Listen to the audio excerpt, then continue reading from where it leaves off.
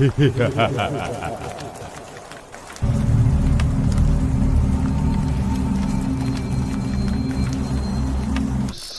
আলাইকুম। দেশ ও দেশের বাইরে যে যেখান থেকে আমাদেরকে শুনছেন, আফনান দ্য হরর ওয়ার্ল্ডে সকলকে স্বাগত জানাচ্ছি। আমি আফনান। আশা করি সবাই ভালো আছেন, সুস্থ আছেন। আপনাদের সাথে ঘটে যাওয়া বা আপনাদের পরিচিত কারোর সাথে ঘটে যাওয়া বা আপনাদের এলাকায় ঘটে যাওয়া বা আপনাদের পার্শ্ববর্তী এলাকায় ঘটে যাওয়া সত্য ভয়ের ঘটনা আমাদেরকে শেয়ার করতে পারেন। আপনারা ঘটনা লিখে বা রেকর্ড করে উভয়ভাবে আমাদেরকে পাঠাতে পারবেন। আর ঘটনা পাঠাতে পারবেন আমাদের ইমেল অ্যাড্রেসে। আর আমাদের ইমেল অ্যাড্রেস হচ্ছে afnandahorrorworld@gmail.com। কথা না বাড়িয়ে সরাসরি ঘটনাতে চলে যাচ্ছি।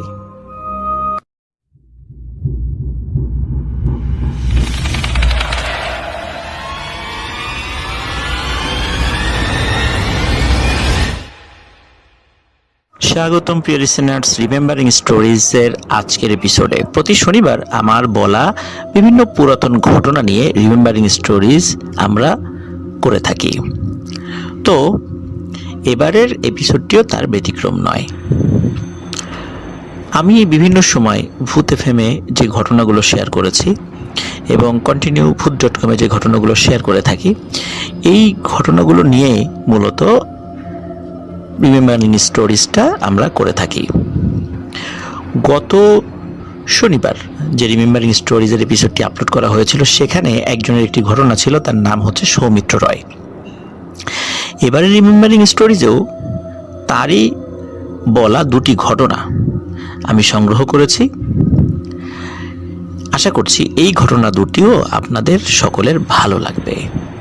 ঘটনা দুটি যদিও বেশ বড় নয়, মোটামুটি ছোটই বলা চলে, কিন্তু আশা করছি ছোট ঘটনা হলেও আপনাদের সকলের কাছে ঘটনাটি গ্রহণযোগ্যতা পাবে ইনশাল্লাহ। তো চলুন মূল ঘটনায় চলে যাই। প্রথম যে ঘটনাটি আমি বলতে যাচ্ছি, এই ঘটনাটি যার সাথে ঘটেছে তার নাম হচ্ছে শ্রীবাস দাস। তিনি সৌমিত্র রয়ের দাদা হন। আর সৌমিত্র রয়ের যে দাদা বাড়ি, সেটি হচ্ছে রাজবাড়ী জেলার বালিয়াকান্দি উপজেলার ভেলাবাড়িয়া গ্রামে। ভেলাবাড়িয়া গ্রামে যারা প্রবীণ মানুষ আছেন তারা অবশ্যই শ্রীবাস দাস দাদুর নাম শুনে থাকবেন এবং চিনেও থাকবেন। যদিও বা তিনি এখন সেখানে থাকেন না, তার অনেক বয়স, তিনি এখন শতবর্ষী একজন প্রবীণ মানুষ। উনি একটা সময় আশেপাশে 10 গ্রামের মাতবার ছিলেন। গ্রামের মানুষ অনেক বিচার আচার, বিভিন্ন সালিশের জন্য তার কাছে আসতেন। তার নিরপেক্ষ মতামত এবং বিচক্ষণতা সকলের কাছে গ্রহণযোগ্য ছিল।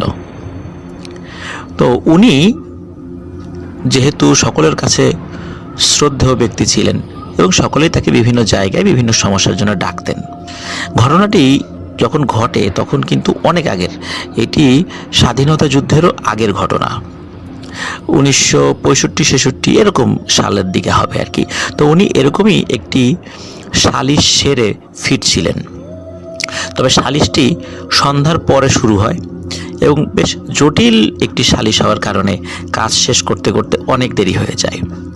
আর গ্রামে রাত 11টা-12টা মানে তো বুঝতেই পারছেন অনেক রাত। উনি ফিরছিলেন নিজ বাড়ি ভেলাবাড়িয়া গ্রামে। ওনার ফেরার পথ, উনি ওই দিন যেহেতু অনেক রাত হয়ে যায় আর কি, এই কারণে সংক্ষিপ্ত পথ উনি অনুসরণ করেন বা ফলো করেন। ওই সংক্ষিপ্ত পথটি স্থানীয় একটি শ্মশানের পাশ দিয়ে। যেহেতু উনি মাঝে মাঝেই রাতের বেলা আসা যাওয়া করতেন, এই কারণে এই সমস্ত টুকটাক ভয় ভীতির ব্যাপারগুলো ওনার কাছে কোনো কিছুই মনে হতো না। আর ওনার সাথে তেমন কোনো ঘটনা আসলে খুবই কম ঘটতো, একদম ঘটতো না তা না, কম ঘটতো। ওই রাত্রে উনি যখন ফিরছিলেন এবং আস্তে আস্তে শ্মশানের কাছে চলে আসেন, তখন দূর থেকে মনে হচ্ছে লম্বা একটি অবয়ব হেঁটে আসছে। অবয়বটি যতই কাছে আসছে ততই বেশ অদ্ভুত লাগছে। কারণ হচ্ছে আকার এবং গড়নে এতটাই লম্বা যে স্বাভাবিক মানুষ সাধারণত এতটুকু লম্বা হয় না। আনুমানিক 10 ফুট সুঠাম দেহি। ওদিন আবার জ্যোৎস্না রাত ছিল, যার কারণে দূর থেকেই বেশ স্পষ্ট বোঝা যাচ্ছিল। ওই অবয়বটির পরনে ছিল সাদা ধুতি, শরীরে কোনো জামা ছিল না, মানে খালি গায়ে ছিল। গলায় রুদ্রাক্ষের মালা ছিল। মাথার চুলগুলো বেশ লম্বা লম্বা, দাড়িও রয়েছে। চোখগুলো স্বাভাবিকই মনে হচ্ছে, কিন্তু আকারটাই লম্বা, এতটুকুই। তাছাড়া অন্য কোনো পার্থক্য দূর থেকে মনে হচ্ছিল না। অবয়বটা যতই কাছে আসছিল ততই বেশ অবাক হচ্ছিলেন শ্রীবাস দাস দাদু।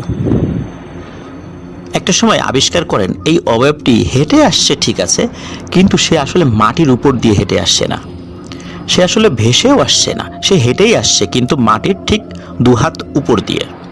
মানুষ যেভাবে হেঁটে যায় সে ওভাবেই হাঁটছে, কিন্তু তার পা কিন্তু মাটিতে স্পর্শ করছে না। যখনই এই অবয়বটির সাথে তার সামনাসামনি দেখা হয়ে যায়, মানে দূর থেকে তো তিনি দেখছিলেন, যখন একদম কাছাকাছি চলে আসেন তখন হঠাৎ করে ওই অবয়বটি তার দিকে মাথা ঘুরিয়ে তাকায়। মানে অবয়বটি তার থেকে একটু দূর দিয়ে চলে যাচ্ছিল, মানে তার একদম মুখোমুখি না আর কি। কিন্তু তার দিকে যখন তাকায়, হঠাৎ করে ওই অবয়বটির যেই স্বাভাবিক যেই চোখ, আমরা যেভাবে মানুষের দিকে তাকাই বা চোখের ধরন যেমন হয়, তার ওই চোখ দুটি বেশ বড় বড় হয়ে যায়। এবং যেভাবে আমরা লাইট জ্বালানোর সাথে সাথে লাইট ধপ করে জ্বলে ওঠে, ওই অবয়বটির চোখ দুটি ধপ করে জ্বলে ওঠে এবং মনে হচ্ছে বড় বড় দূর লাইট জ্বলে উঠেছে।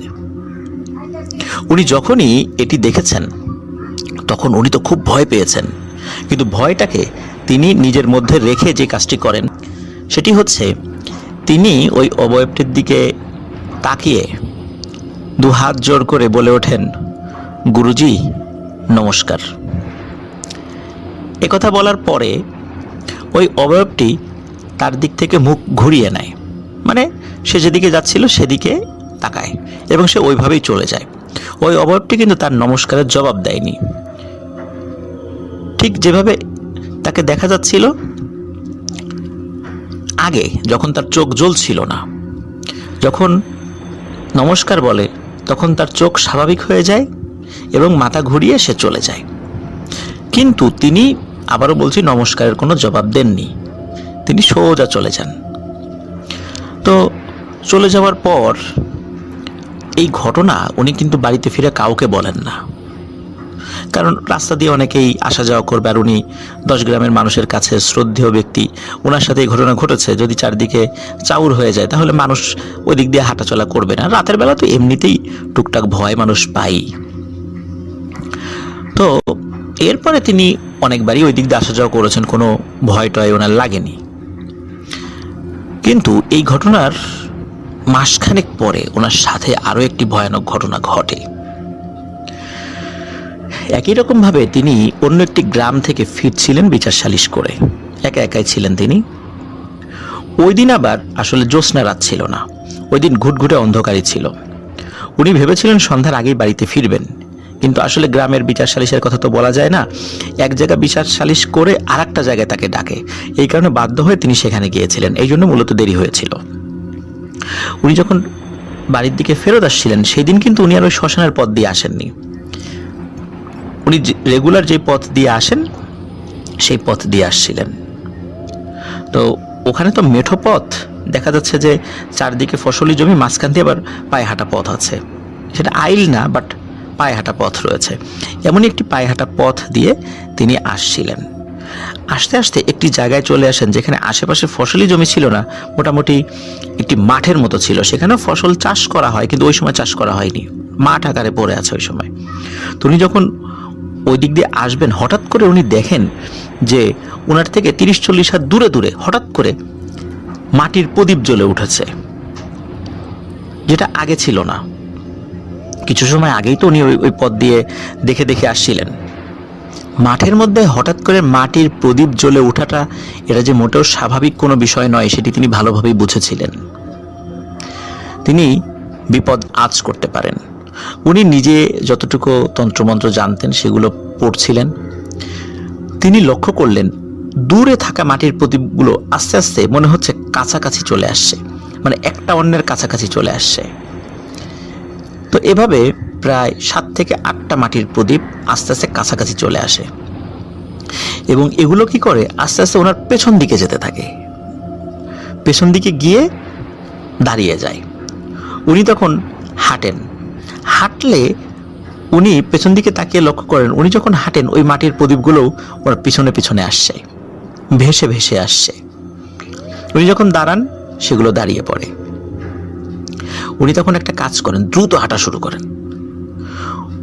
পেছন দিকে কিন্তু বারবার তাকাচ্ছেন, তিনি দেখতে পাচ্ছেন ওই প্রদীপগুলো সেগুলো তার সাথে সাথে ঠিক সে যেভাবে হেঁটে যাচ্ছে হাঁটার গতির সাথে তাল মিলিয়ে সেগুলো দ্রুত তার সাথে সাথে আসছে। কিন্তু এবার তিনি যখন থেমে যান তিনি দেখতে পান ওই প্রদীপগুলো থামে না, প্রদীপগুলো এগিয়ে এসে তার চতুর্দিকে একটা সার্কেল তৈরি করে, মানে একটা বৃত্ত। উনি মাঝখানে দাঁড়িয়ে আছেন আর ওই প্রদীপগুলো চতুর্দিকে। উনি কি করবেন তখন বুঝতে পারছিলেন না। উনি বাড়ির দিকে মানে আবারও এগিয়ে যেতে থাকেন। সে যতটুকু এগিয়ে যায় ঠিক ওই সার্কেলটাও তার সাথে সাথে এগোতে থাকে। উনি এতটা ভয় পাচ্ছিলেন আর ওনার ভয়ের মাত্রা তীব্র হয় যখন উনি দেখতে পাচ্ছিলেন এই বৃত্তাকারে যে প্রদীপগুলো চারদিকে ঘিরে রয়েছে এই প্রদীপগুলো মনে হচ্ছে আস্তে আস্তে আস্তে আস্তে তার কাছে চলে আসছে।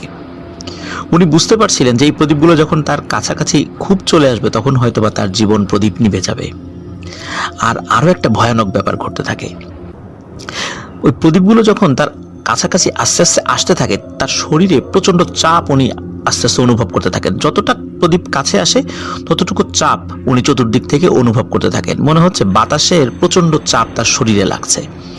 এভাবে প্রদীপ যখন তার একদম শরীরের সাথে মিশে যাবে চারদিক থেকে আসতে আসতে, মানে সার্কেলটা সংকুচিত হতে হতে হয়তোবা ওই চাপেই উনি মারা যাবেন। প্রচণ্ড চাপ যখন ওনার অনুভূত হচ্ছিল, একটা পর্যায়ে মনে হলো আর চাপ উনি সহ্য করতে পারছেন না। তখন হঠাৎ করে উনি ফিল করলেন এই চাপ আস্তে আস্তে কমে যাচ্ছে এবং ওই প্রদীপগুলো আস্তে আস্তে তার থেকে দূরে সরে যাচ্ছে এবং যত তাড়াতাড়ি যত ধীরে ধীরে তার কাছে এসেছিল এবার মনে হচ্ছে তার থেকেও 3-4 গুণ বেশি গতিতে দূরে সরে যাচ্ছে। এবং একটা পর্যায়ে কি হয়, উনি দেখতে পান ওই প্রদীপগুলো বেশ দূরে সরে চলে যায় এবং সাঁ করে একটা একদিকে আর একটা আরেক দিকে মানে দৌড়ে মিলিয়ে যায়। আর যখন মিলিয়ে যায় তখন ওই শ্রীবাস দাস দাদু দেখতে পান সামনে থেকে একজন লম্বা অবয়ব হেঁটে আসছে। যখন কাছাকাছি আসে তখন বুঝতে পারেন যে হেঁটে আসছে না, এই অবয়বটিও ভেসে ভেসে আসছে। সেটি আর কেউ নয়, ওই যে যাকে তিনি মাঠের মধ্যে প্রথমবার দেখে নমস্কার জানিয়েছিলেন, এটি সেই অবয়ব। এই অবয়বটি তার সামনাসামনি আসে, কোনো কথা বলে না, জাস্ট খালি তার দিকে তাকায়। এবার তাকানোটা স্বাভাবিক ছিল, মানুষের মতোই, যদিও বা অন্ধকার ছিল, কিন্তু তার চেহারাটা ওই অন্ধকারেও বোঝা যাচ্ছিল। একদম স্পষ্ট বোঝা না গেলেও কিন্তু একদম যে বোঝা যাচ্ছিল না বিষয়টা এরকম নয়। বুঝতে পারছিলেন ইনি হচ্ছেন সেই অবয়বটি যাকে তিনি পূর্বে দেখেছিলেন, যাকে নমস্কার জানিয়েছিলেন। ওই অবয়বটি তার দিকে একবার তাকায় কিন্তু কথা না বলে আবার পাশ দিয়ে ঠিক যেভাবে এসেছিল সেভাবেই চলে যায়। উনি তো প্রচণ্ড ভয় পান, দ্রুত বাড়িতে চলে আসেন। এবার উনি বাড়িতে ফিরে সব ঘটনা সবাইকে খুলে বলেন যে আজকে এই ঘটনা ঘটেছে। তো বাড়ির সদস্যরা ওনাকে গরম পানিতে গোসল গোসল করিয়ে দেন, রাত্রে খাওয়া দাওয়া করিয়ে ওনাকে ঘুম পাড়িয়ে দেন। সকালে উঠে উনি বেশ অসুস্থতা বোধ করেন এবং যেহেতু ভয় পেয়েছিলেন এই জন্য মূলত অসুস্থ হয়েছিলেন। তবে আস্তে আস্তে উনি সুস্থ হয়ে যান, তেমন কোনো গুরুতর সমস্যা ওনাকে পড়তে হয়নি। ওনার মাথার মধ্যে একটি চিন্তা কাজ করে যে আমি দুইবার যাকে দেখলাম এই জিনিসটা আসলে কি। প্রথমবার তাকে দেখেছিলাম, নমস্কার জানিয়েছিলাম, কিন্তু দ্বিতীয়বার মূলত তিনি আমার প্রাণ রক্ষাকারী হিসাবে আবির্ভূত হয়েছিলেন, মানে সৃষ্টিকর্তা পাঠিয়েছিলেন। তো এর সম্পর্কে জানতে হবে। তখন তিনি একজন ভালো কবিরাজের কাছে যান এবং উনি শ্মশানে যার সাথে সাক্ষাৎ করেছিলেন বা সাক্ষাৎ পেয়েছিলেন তার সম্পর্কে জানতে চান। তখন কবিরাজ নির্দিষ্ট কিছু রিচুয়ালের মাধ্যমে বলেন ইনি আসলে একজন সন্ন্যাসী জিন। এই গ্রামের আশেপাশে, স্পেশালি শ্মশানের আশেপাশে তিনি থাকেন। কখনো কোনো মানুষের তিনি ক্ষতি করেননি। বরং যদি কোনো মানুষ এইখানে এসে কোনো ভূতের ভয় পায় বা ভূত অ্যাটাক করে বা দুষ্ট জিন অ্যাটাক করে, তখন ওই সন্ন্যাসী জিনটি চলে আসে এবং তাকে দেখলে অন্য দুষ্ট জিনেরা ভয়ে চলে যায়, কারণ সেই সন্ন্যাসী জিনটি অত্যন্ত শক্তিশালী। সে মূলত এই গ্রামের আশেপাশে, বিশেষ করে শ্মশানের আশেপাশে সে সাধনা করে, কিন্তু কোনো মানুষের ক্ষতি করে না। তুমি তাকে দেখার পরে বা সে যখন তোমার মুখোমুখি হয়ে গিয়েছিল, সে খুব রাগ করেছিল, কারণ সে আসলে চায়নি যে তুমি তাকে দেখো, অনাকাঙ্ক্ষিতভাবে দেখা হয়ে যায়। কিন্তু তুমি যখন তাকে দেখে নমস্কার জানিয়েছিলে, তখন সে শান্ত হয়ে যায় এবং চলে যায়। আর তুমি যে মাঠের মধ্যে এই একটা ভয়ানক বিপদে পড়েছিলে, দুষ্টু জিনেরা তোমাকে ঘিরে ফেলেছিল, তখন ওই সন্ন্যাসী জিনটি ওখানে চলে আসে তোমার উপকারের জন্য। আর এই কারণেই ওই সন্ন্যাসী জিনকে দেখে ওই ভয়ানক অন্য দুষ্টু জিনেরা তারা ভয়ে পালিয়ে চলে যায়। এবং এই সন্ন্যাসী জিন কারোর সাথে তেমন কোনো কথা বলে না এবং তাকে হাজিরও করা যায় না। অত্যন্ত শক্তিশালী, কারোর সাথে সে দেখা দেয় না, মানে কথা বলার জন্য, আর তাকে হাজির করা যায় না। সে এভাবেই থেকে যাবে। প্রিয় লিসেনার্স, ভেলাবাড়িয়া গ্রামে ওই সন্ন্যাসী জিনটি নাকি এখনও আছে। তবে কারোর সাথে খুব রিসেন্টলি দেখা দিয়েছে কিনা এমন কোনো ঘটনা এখনও পাইনি। যদি পাই আপনাদেরকে জানাবো। অসংখ্য ধন্যবাদ সৌমিত্র রয়কে, তার দাদার সাথে ঘটে যাওয়া চমৎকার একটি ঘটনা আমাদেরকে শেয়ার করেছেন। তার দাদু এখনও জীবিত আছেন, শতবর্ষী, এখন বেশ অসুস্থ, তবে তিনি এখন আর ওই গ্রামে থাকে না, যেটি আমি পূর্বেই বলেছি। তো প্রিয় লিসেনার্স, আশা করছি ঘটনাটি আপনাদের ভালো লেগেছে।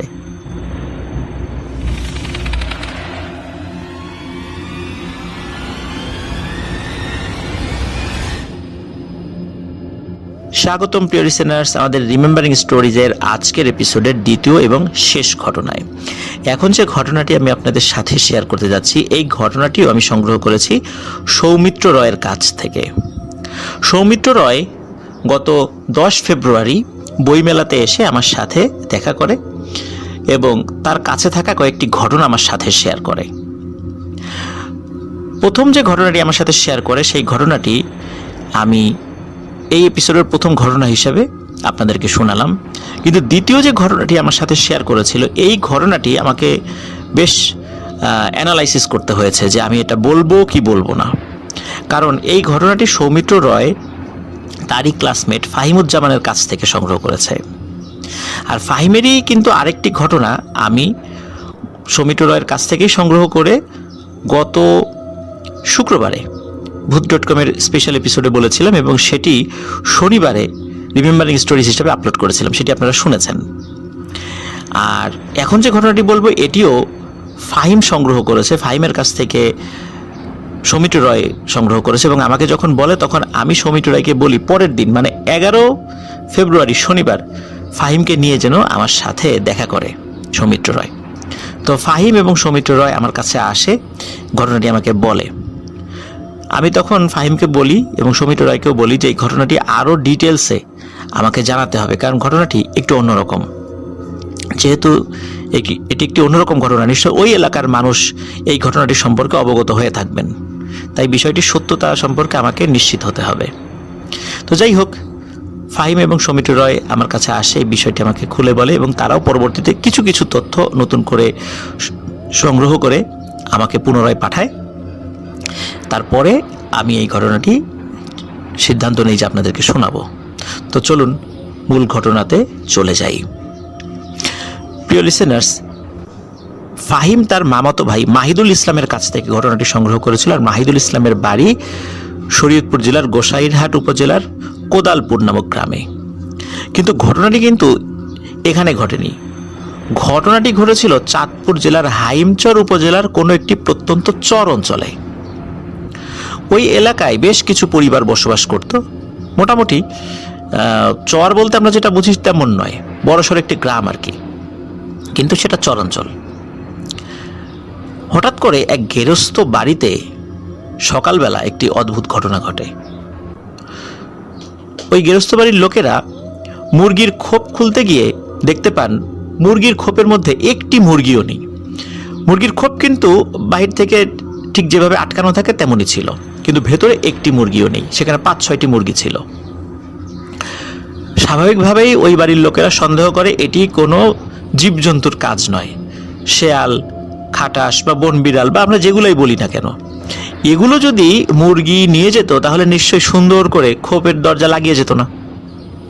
আর এগুলো যদি নিয়েই যেত তাহলে মুরগি ছটফট করত, ছোটাছুটি করার চেষ্টা করত এবং পালকগুলো নিচে পড়ে থাকতো। তাহলে এতগুলো মুরগি একসাথে গায়েব হয়ে গিয়েছে, নিশ্চয়ই কোনো চোর এই কাজ করেছে। তাছাড়া তো এত নিখুঁতভাবে কোনো মানুষ ছাড়া এই কাজ করা সম্ভব নয়। এখন চোরে নিয়ে গেছে, স্থানীয় গ্রামের যিনি মেম্বার আছে তার কাছে বিচার দেয়। এখন কাউকে তো সন্দেহ করতে পারছে না, তো কার বিচার করবে? তাই এই ঘটনার আসলে আর বিচার করা সম্ভব হয়ে ওঠে না, কারণ কোনো সন্দেহভাজন যদি না থাকে তাকে তো আর জিজ্ঞাসাবাদ করা যায় না। আর জিজ্ঞাসাবাদ করলেই যে কেউ স্বীকার করবে এটাও তো বলা যায় না, স্বীকার না করারই কথা। তো এই ঘটনা ঘটার পর মোটামুটি ওই বাড়ির লোকজন মনে খুব কষ্ট পায়, কারণ তাদের এতগুলো মুরগি একসাথে কেউ নিয়ে গেল। কিন্তু ঘটনা কিন্তু এখানেই থেমে থাকে না। এই ঘটনার কয়েকদিন পরে অন্য একটি বাড়িতে আরেকটি ভয়ানক ঘটনা ঘটে। তাদের গোয়ালের মধ্যে গরু থাকতো, একপাশে ছাগলও থাকতো। সেখানে 4-5টি ছাগল ছিল। সকালে গিয়ে দেখা যায় একটি ছাগল নেই।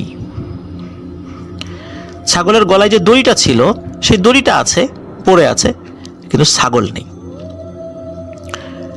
তারা চারদিকে খোঁজাখুঁজি করে, কোথাও এক ফোঁটা রক্তও পায় না। তখন ওই বাড়ির লোকজনও বুঝে ফেলে এটি নিশ্চয়ই কোনো মানুষের কাজ।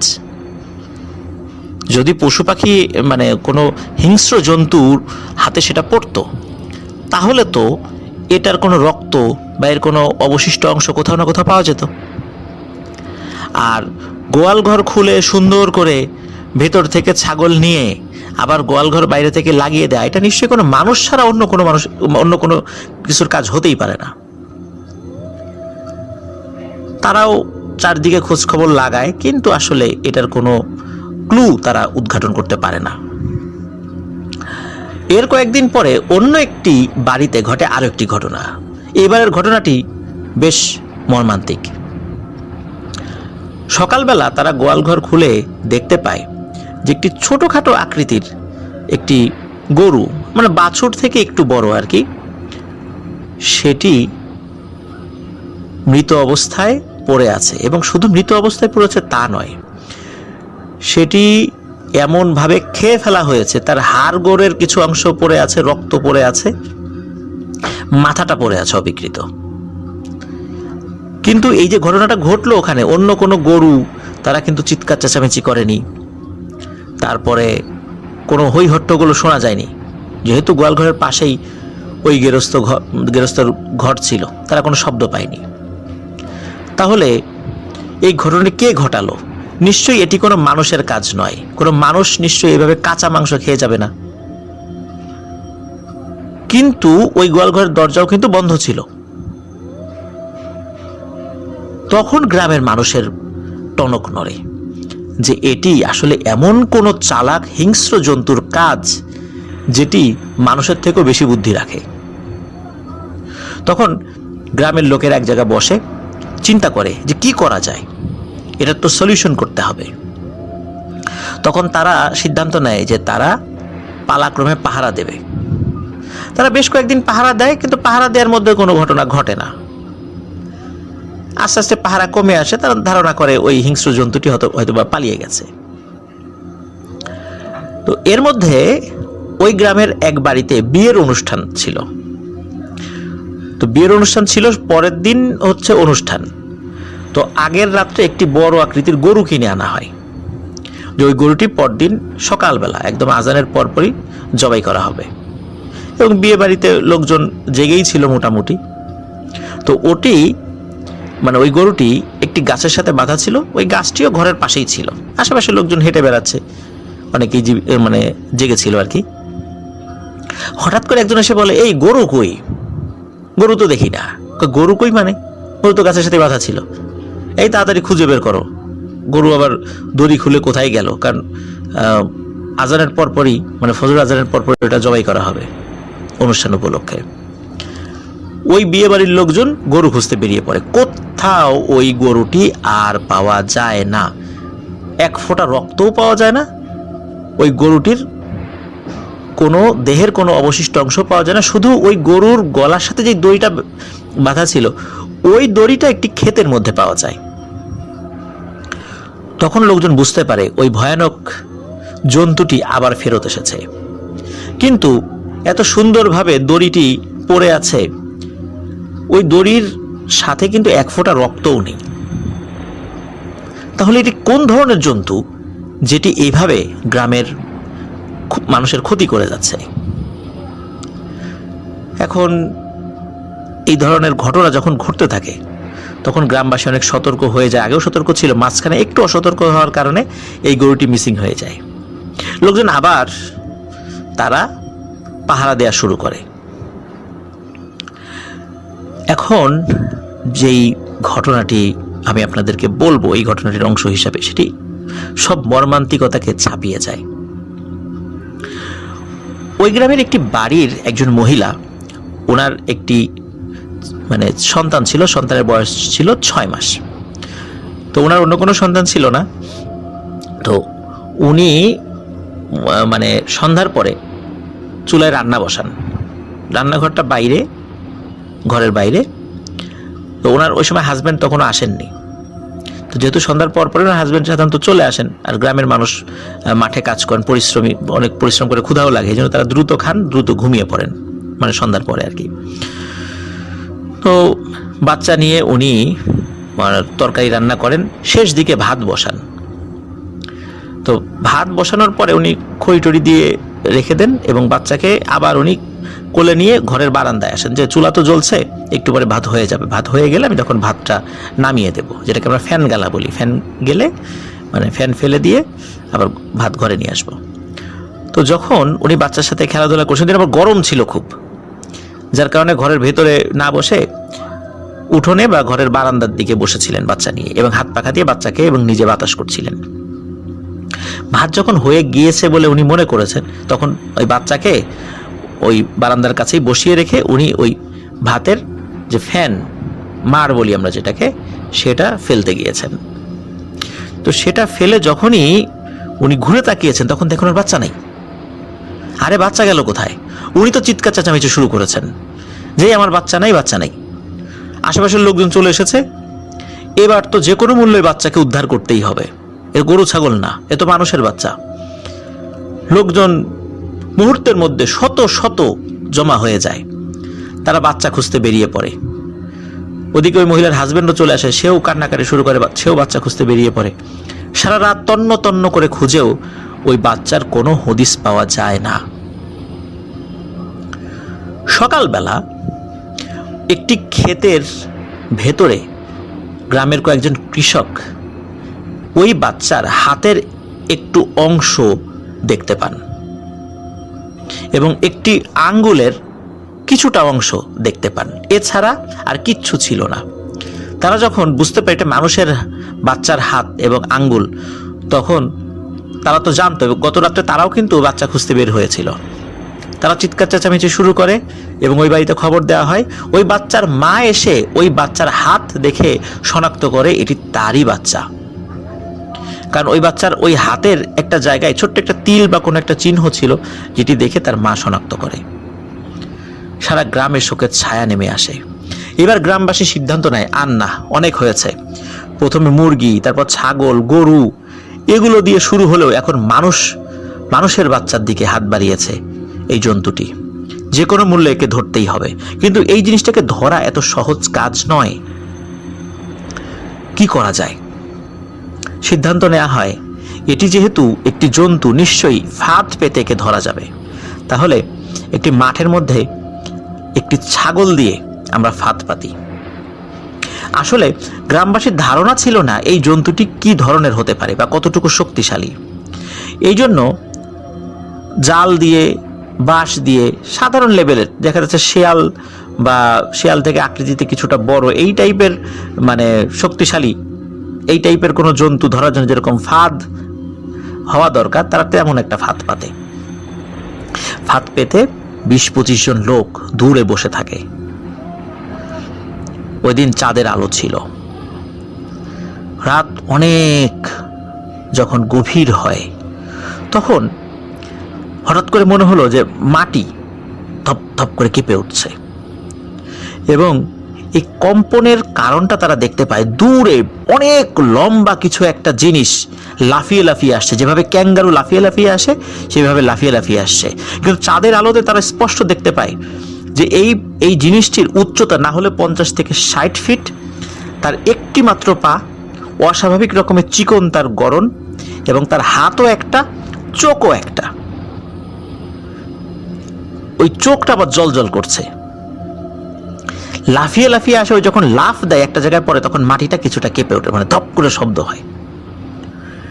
যখন ওই জিনিসটা কাছাকাছি আসছিল তখন ওই ছাগলটি ভয়ানক স্বরে চিৎকার করতে থাকে, মানে বাঁচার জন্য চিৎকার। তখন লোকজন কিন্তু মানে কাছে আসছিল না, লোকজন ওই জন্তু কি ধরবে, ওই ভয়ানক জিনিস দেখে ওরা ওখান থেকে পরিমরি করে আল্লাহর নাম নিয়ে দৌড়। পরদিন সকালবেলা সেখানে আবার আসে, ওই ছাগলটিকে আর পাওয়া যায় না।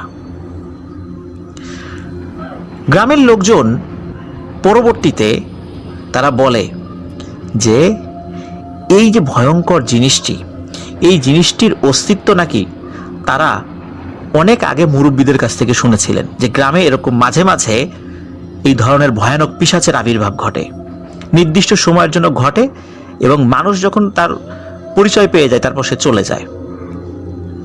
অবাক করা ব্যাপার হচ্ছে, ওই ছাগলকে যখন সে মানে ওই ফাঁদের মধ্যে থেকে নিয়ে যায়, এরপর থেকে ওই জন্তুটিকে আর কোথাও ওই গ্রামে দেখা যায়নি। প্রিয় লিসেনার্স, কি হতে পারে জিনিসটি? আমার কাছে কিন্তু খুবই অদ্ভুত লেগেছে।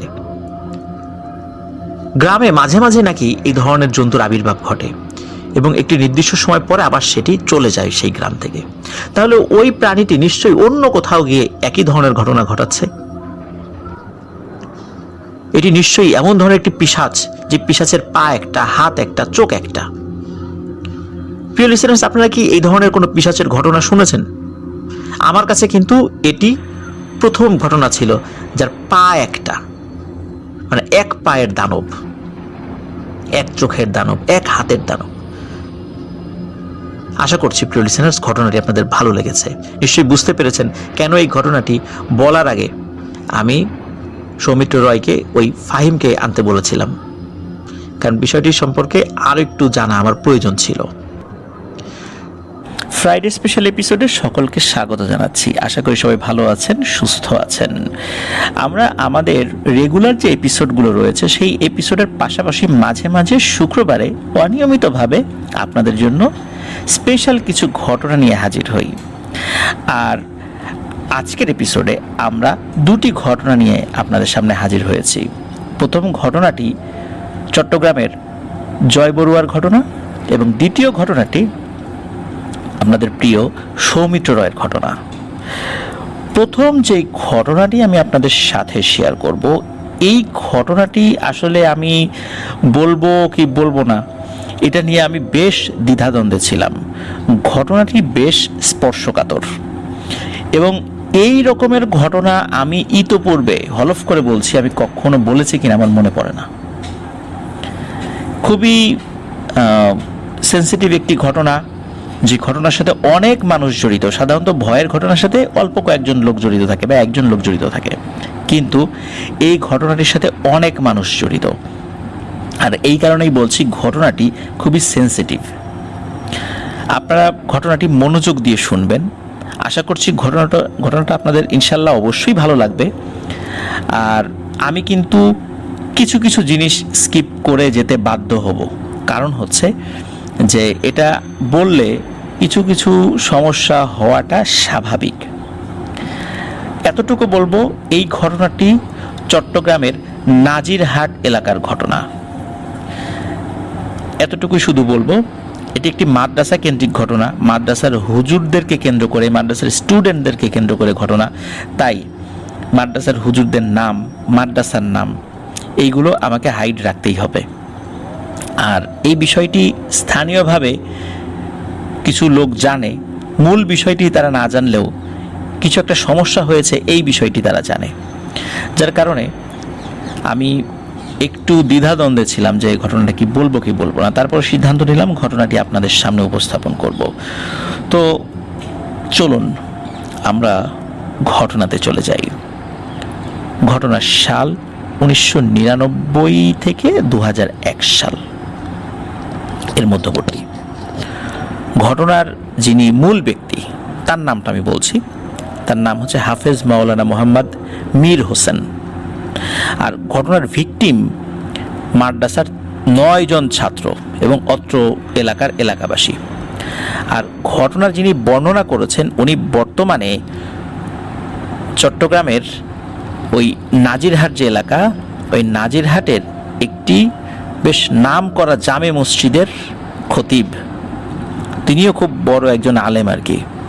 তো ওনার ছদ্মনাম আমরা বলছি মাসুদ হুজুর, কারণ নাম বললে ওই এলাকার অনেকেই তাকে চিনে ফেলবেন।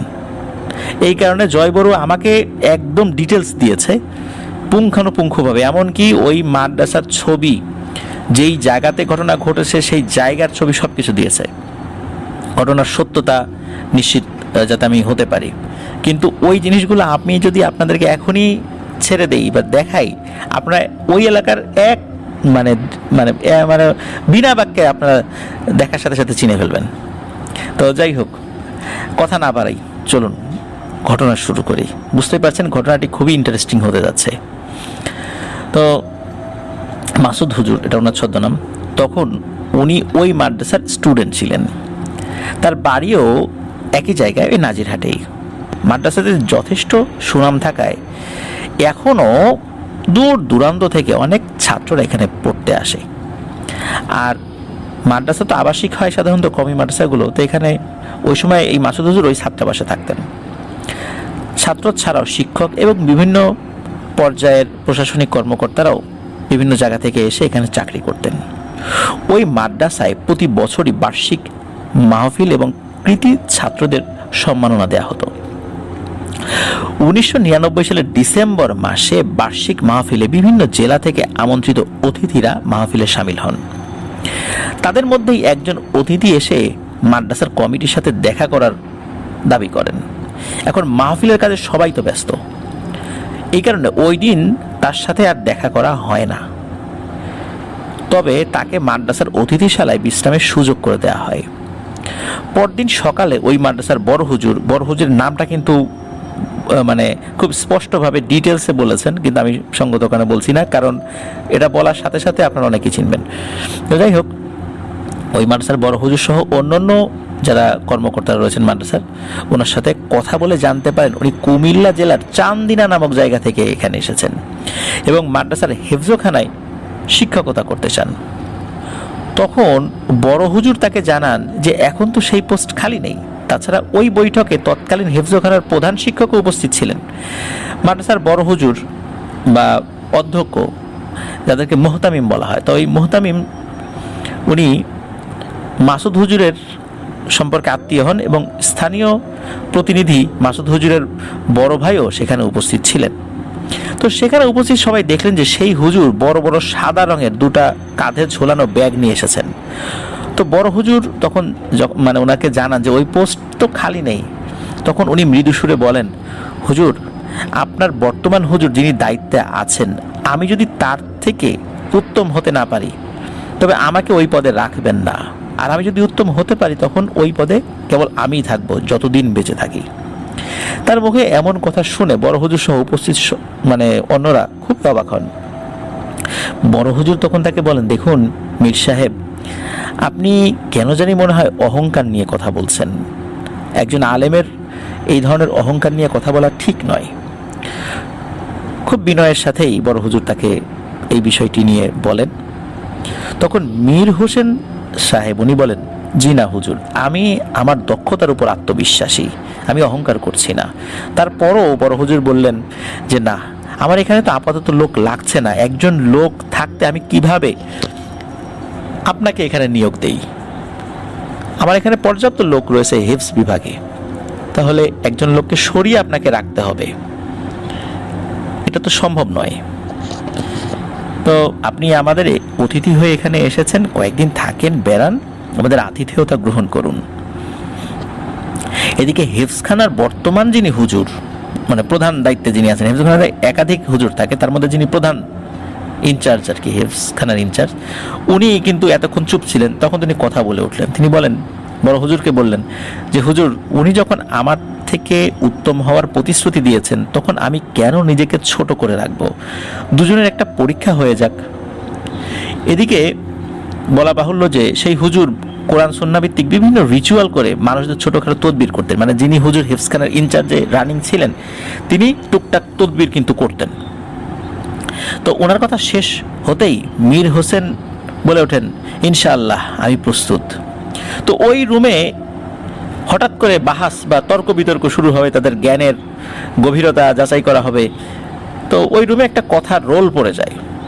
তো বড় হুজুর পরিস্থিতি শান্ত করে বলেন যে না, আমি এখনই কোনো সিদ্ধান্ত দিতে চাই না, কমিটির অন্য লোকদের সাথে পরামর্শ করে তারপর দেখা যাবে, আপাতত সবাই নিজ নিজ কাজে মনোযোগী হয়ে কাজ করেন। তো বড় হুজুর মীর হোসেন হুজুরকে বলেন, আপনি কয়েকদিন আমাদের এখানে অতিথি হিসাবে থাকুন, দেখি পরবর্তীতে কি হয়। ওই দিন সন্ধ্যায় মাগরিবের আজানের সময় অজু করতে আসা পাখিরা দেখলেন যে মীর হোসেন সাহেব উনি দুইটা প্লাস্টিকের জার থেকে, মানে বয়াম থেকে কয়েকটা শোল মাছের বাচ্চা সেই অজু করার পুকুরে ছেড়ে দিচ্ছেন। এখানে একটা বিষয় বলে রাখা ভালো, ওই পুকুরটা মাদ্রাসার মাঝখানে অবস্থিত, আর ওই পুকুরের চারদিকে মাদ্রাসার ভবন গড়ে উঠেছে। সবুজ আর পরিষ্কার ছিল সেই পুকুরের পানি, এখনও সেই পুকুরের পানি ওরকমই আছে। তো তার এমন কাজ দেখে সবাই জটলা পাকিয়ে ফেলে। সবাই দেখলো সেই মীর হোসেন হুজুর তার হাতের ওই দুটি বয়াম থেকে একটিতে 4টি, অপরটিতে 5টি, এই 9টা, মানে স্পষ্টভাবে আশেপাশের লোক দেখেছেন 9টা শোল মাছের বাচ্চা পুকুরে ছাড়ছিলেন। মাছগুলোর দৈর্ঘ্য 10 থেকে 12 সেন্টিমিটার মতো হবে। আর অন্যান্য ছাত্রদের সাথে ঘটনা বর্ণনাকারী মাসুদ হুজুরও সেই ঘটনার সাক্ষী ছিলেন। মানে তিনি নিজেও এটা দেখেছেন নিজের চোখে, যে তিনি শোল মাছের বাচ্চা ওই পুকুরের পানিতে ছাড়ছেন। তো ওই দিন ঘটনাটি জানাজানি হয় না, কিন্তু অবাক করা বিষয় তখনই ঘটে যখন দেখা যায় এর পরের দিন সকালে সেই হুজুর যখন হাতে অল্প ভাত নিয়ে পুকুরের পানিতে নাড়া দিতেই সেই শোল মাছের বাচ্চাগুলো এসে হাজির তার কাছে।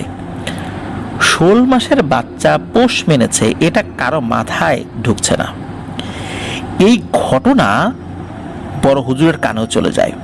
তো তিনি ব্যাপারটা তেমন আমলে নেন না, আর এটা আমলের মতো আমলে নেওয়ার মতো কোনো বিষয় হিসেবে তিনি মনেও করেন না। তো তিনি কিন্তু সেই মীর হোসেন হুজুরকে ডাকেন। সে মীর হোসেন উনি আসেন। তো তখন বড় হুজুর তাকে বলেন, দেখুন ওটা অজুখানার জায়গা, ওখানে মাছ চাষ কেউ করে না, আর ওটা অপরিষ্কার করবেন না। তখন মীর হোসেন বলেন, হুজুর আমার মাছেরা এখানে অপরিষ্কার নয়, পরিষ্কার করতে এসেছে, তাছাড়া তারা খুবই শান্ত স্বভাবের। মীর হোসেন হুজুরের এই কথা শুনে বড় হুজুর হেসে দেন আর বলেন, কি পরিষ্কার করবে শুনি? তখন মীর হোসেন জবাব দেন, সময় হলেই জানতে পারবেন, আগে আমাকে এখানে স্থায়ী করার ব্যবস্থা করুন। সন্ধ্যায় বড় হুজুর কমিটির কাছে বিষয়টা জানালে কমিটি থেকে পুরাতন হুজুরের বিরুদ্ধে কোনো অভিযোগ পাওয়া যায় না। সবাই তাকে ভালোবাসেন, স্থানীয় লোকজনও তাকে সম্মান করেন, শ্রদ্ধা করেন। তো এই কারণে তার যোগ্যতা নিয়েও কোনো অভিযোগ নাই, কোনো স্টুডেন্টও তার বিরুদ্ধে কোনো অভিযোগ করেনি যে হুজুর ভালো পড়াতে পারেন না। তো এই কারণে তাকেই পুনরায় রাখার সিদ্ধান্ত নেন সবাই, এবং বড় হুজুরকে বলে দেন যে আপনি মীর হোসেন হুজুরকে আমাদের এই সিদ্ধান্তটা জানিয়ে দেন যে তাকে এখানে রাখা সম্ভব নয়। কিন্তু মীর হোসেন হুজুর সেটা মনে মনে উনি নিলেও মেনে নিতে পারেন না, এবং ওই সন্ধ্যায় মিটিংয়ে বর্তমান হেফজখানার হুজুর আবার উপস্থিত ছিলেন না। পরে বিষয়টি তাকেও জানিয়ে দেওয়া হয় যে আপনি থাকছেন, নতুন যিনি এসেছেন মীর হোসেন হুজুর, তাকে রাখা হচ্ছে না। এর পরের দিন সেই হেফজখানার হুজুর ফজরের নামাজের জন্য অজু করতে গেলে পুকুরের পানিতে পড়ে ডুবতে ডুবতে কোনো রকমে বেঁচে যান। তাকে উদ্ধার করে যখন মাদ্রাসায় নিয়ে আসা হয় তখন তিনি ভয়ঙ্কর এক ঘটনার বর্ণনা দেন। তিনি বলেন, তিনি গতরাতে স্বপ্নে দেখেছেন একটা পঙ্খিরাজ ঘোড়া এসে তাকে বলছে উনি যেন এখান থেকে চলে যান, আর নিজের কর্মের জন্য অনুশোচনা করেন, কারণ উনি নাকি এমন একটা কাজ করেছেন, খুবই খারাপ একটা কাজ, এজন্য তওবা ইস্তেগফার করেন, তা না হলে ভয়ানক বিপদ হবে। পরে ওনার ঘুম ভেঙে যায়, আর ফজরের নামাজের সময় হয়ে আসায় উনি আগেই অজুটা সেরে নিতে চান, আর এই কারণে উনি ওই পুকুরের ওখানে যান। শীতকাল হওয়ায় তখনও কেউ ওঠেনি। তো উনি অজু করা শুরু করলে উনি দেখতে পান বড় বড় 4-5টা কালো রঙের মাছ। এই মাছগুলো লেজের অংশ দিয়ে পানির উপর পায়ে হাঁটার মতো করে হেঁটে হেঁটে এসে ওনার দিকে এগিয়ে এসেছে। তো উনি কিছু বুঝে ওঠার আগেই এই মাছগুলো তাদের যেই ডানা আছে এটা হাতের মতো করে ব্যবহার করছে। তারা কি করে, এই মাছগুলো তার পা ধরে পানিতে টেনে নিয়ে যায়, এরপর ওনাকে টেনে পুকুরের তলদেশে নিয়ে যেতে থাকে। কিন্তু উনি অনেক কষ্টে আল্লাহর নামে বেঁচে গেছেন, আল্লাহর নাম কাম করছিলেন। তো বড় হুজুর সব কথা শোনেন, শুনে তাকে বিশ্রাম নিতে বলেন।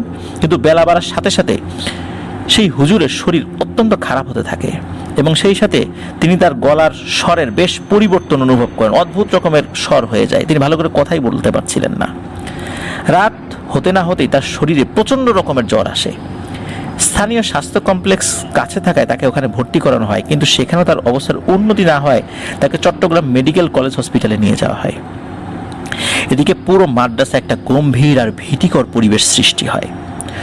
বড় হুজুর সেই অতিথি হুজুরকে সন্দেহ করে তাকে ডেকে পাঠান এবং তার সাথে এই বিষয়ে কথাবার্তা বলেন, কিন্তু সেই মীর হোসেন হুজুর বেমালুম সেটা অস্বীকার করে বলেন যে তিনি পরের দিন সকালে চলে যাবেন, এখানে আর থাকবেন না। এদিকে ওই রাতেই সেই হিফজখানার দায়িত্বে থাকা হুজুর ইন্তেকাল করেন। ইন্না লিল্লাহি ওয়া ইন্না ইলাইহি রাজিউন। ঘটনার আকস্মিকতায় পুরো মাদ্রাসা স্তব্ধ হয়ে যায়। হুজুরকে পরের দিন সকালে মাদ্রাসা মাঠে প্রথম জানাজা পড়িয়ে তার নিজ বাড়ি পটিয়াতে পাঠিয়ে দেওয়া হয়। এদিকে মাদ্রাসার পরিচালনা কমিটি আবার সেই মীর হুজুর হোসেনকে পুনরায় চিন্তা করতে বাধ্য হন, কেননা এখন এই হুজুরের মতো যোগ্যতা সম্পন্ন আরেকজন হুজুরের প্রয়োজন। মীর হোসেন হুজুরের ইন্টারভিউ নিতে উপস্থিত হওয়া বড় হুজুর সহ সবাই দেখলেন মীর হোসেন হুজুর সব বিষয়ে অত্যন্ত পারদর্শী, আর তার বাচনভঙ্গি, উচ্চারণ, দক্ষতা সবাইকে ছাড়িয়ে যায়। তার প্রমিত বাংলায় কথা বলা, বিশুদ্ধ আরবিতে কথা বলা, এটা সকলকে অবাক করে দেয় যে এমন যোগ্যতা সম্পন্ন লোক আসলেই খুব কম রয়েছে, যার উচ্চারণের মধ্যে বিন্দুমাত্র আঞ্চলিকতা নেই। তাকে নিয়োগ দেওয়া হয় হেফজখানার দায়িত্বে। তিনি শর্ত দেন যে তাকে আলাদা একটা রুম দিতে হবে, এবং সেটা ভবনের এক পাশে। বেতন যাই দিক না কেন কমিটি যেটা ভালো মনে করে তাতেই তিনি খুশি।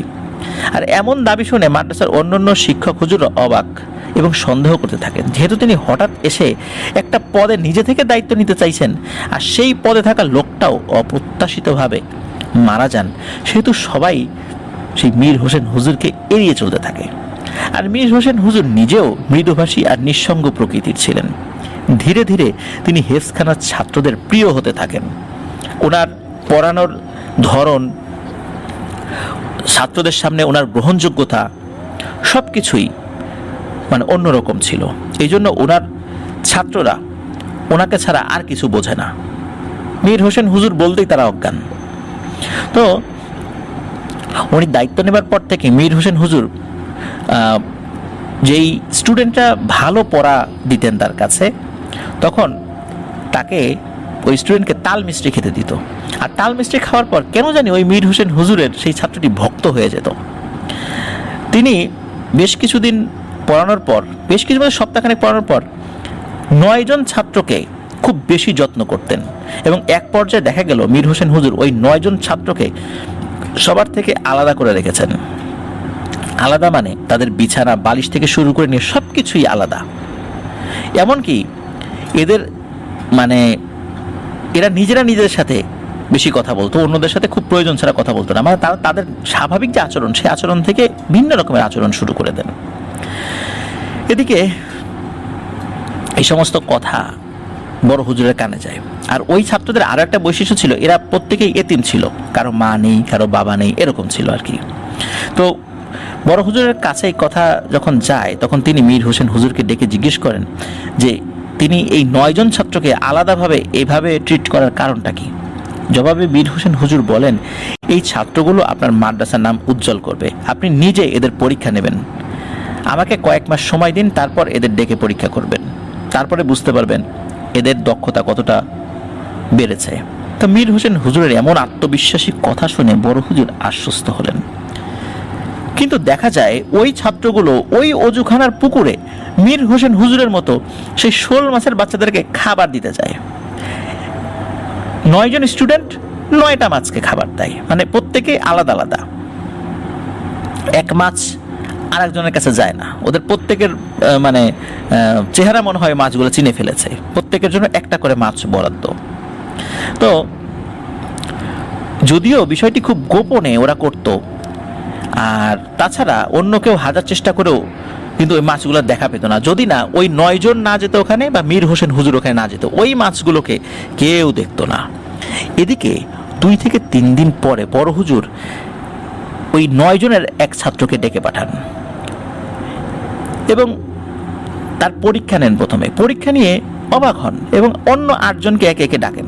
সবার পরীক্ষা নিয়ে উনি এত খুশি হয়েছেন, ওই খুশিটাই তার সন্দেহের কারণ হয়ে যায়। কারণ হচ্ছে যে এত অল্প সময়ের মধ্যে এত প্রগাঢ় পাণ্ডিত্য অর্জন করা এই স্টুডেন্টদের পক্ষে সম্ভব ছিল না। তাদের বয়স, তাদের মেধা এটা বলে না, কিন্তু নিশ্চয়ই এটা আল্লাহর একটা কুদরত, এই ভেবে তিনি শুকরিয়া আদায় করেন।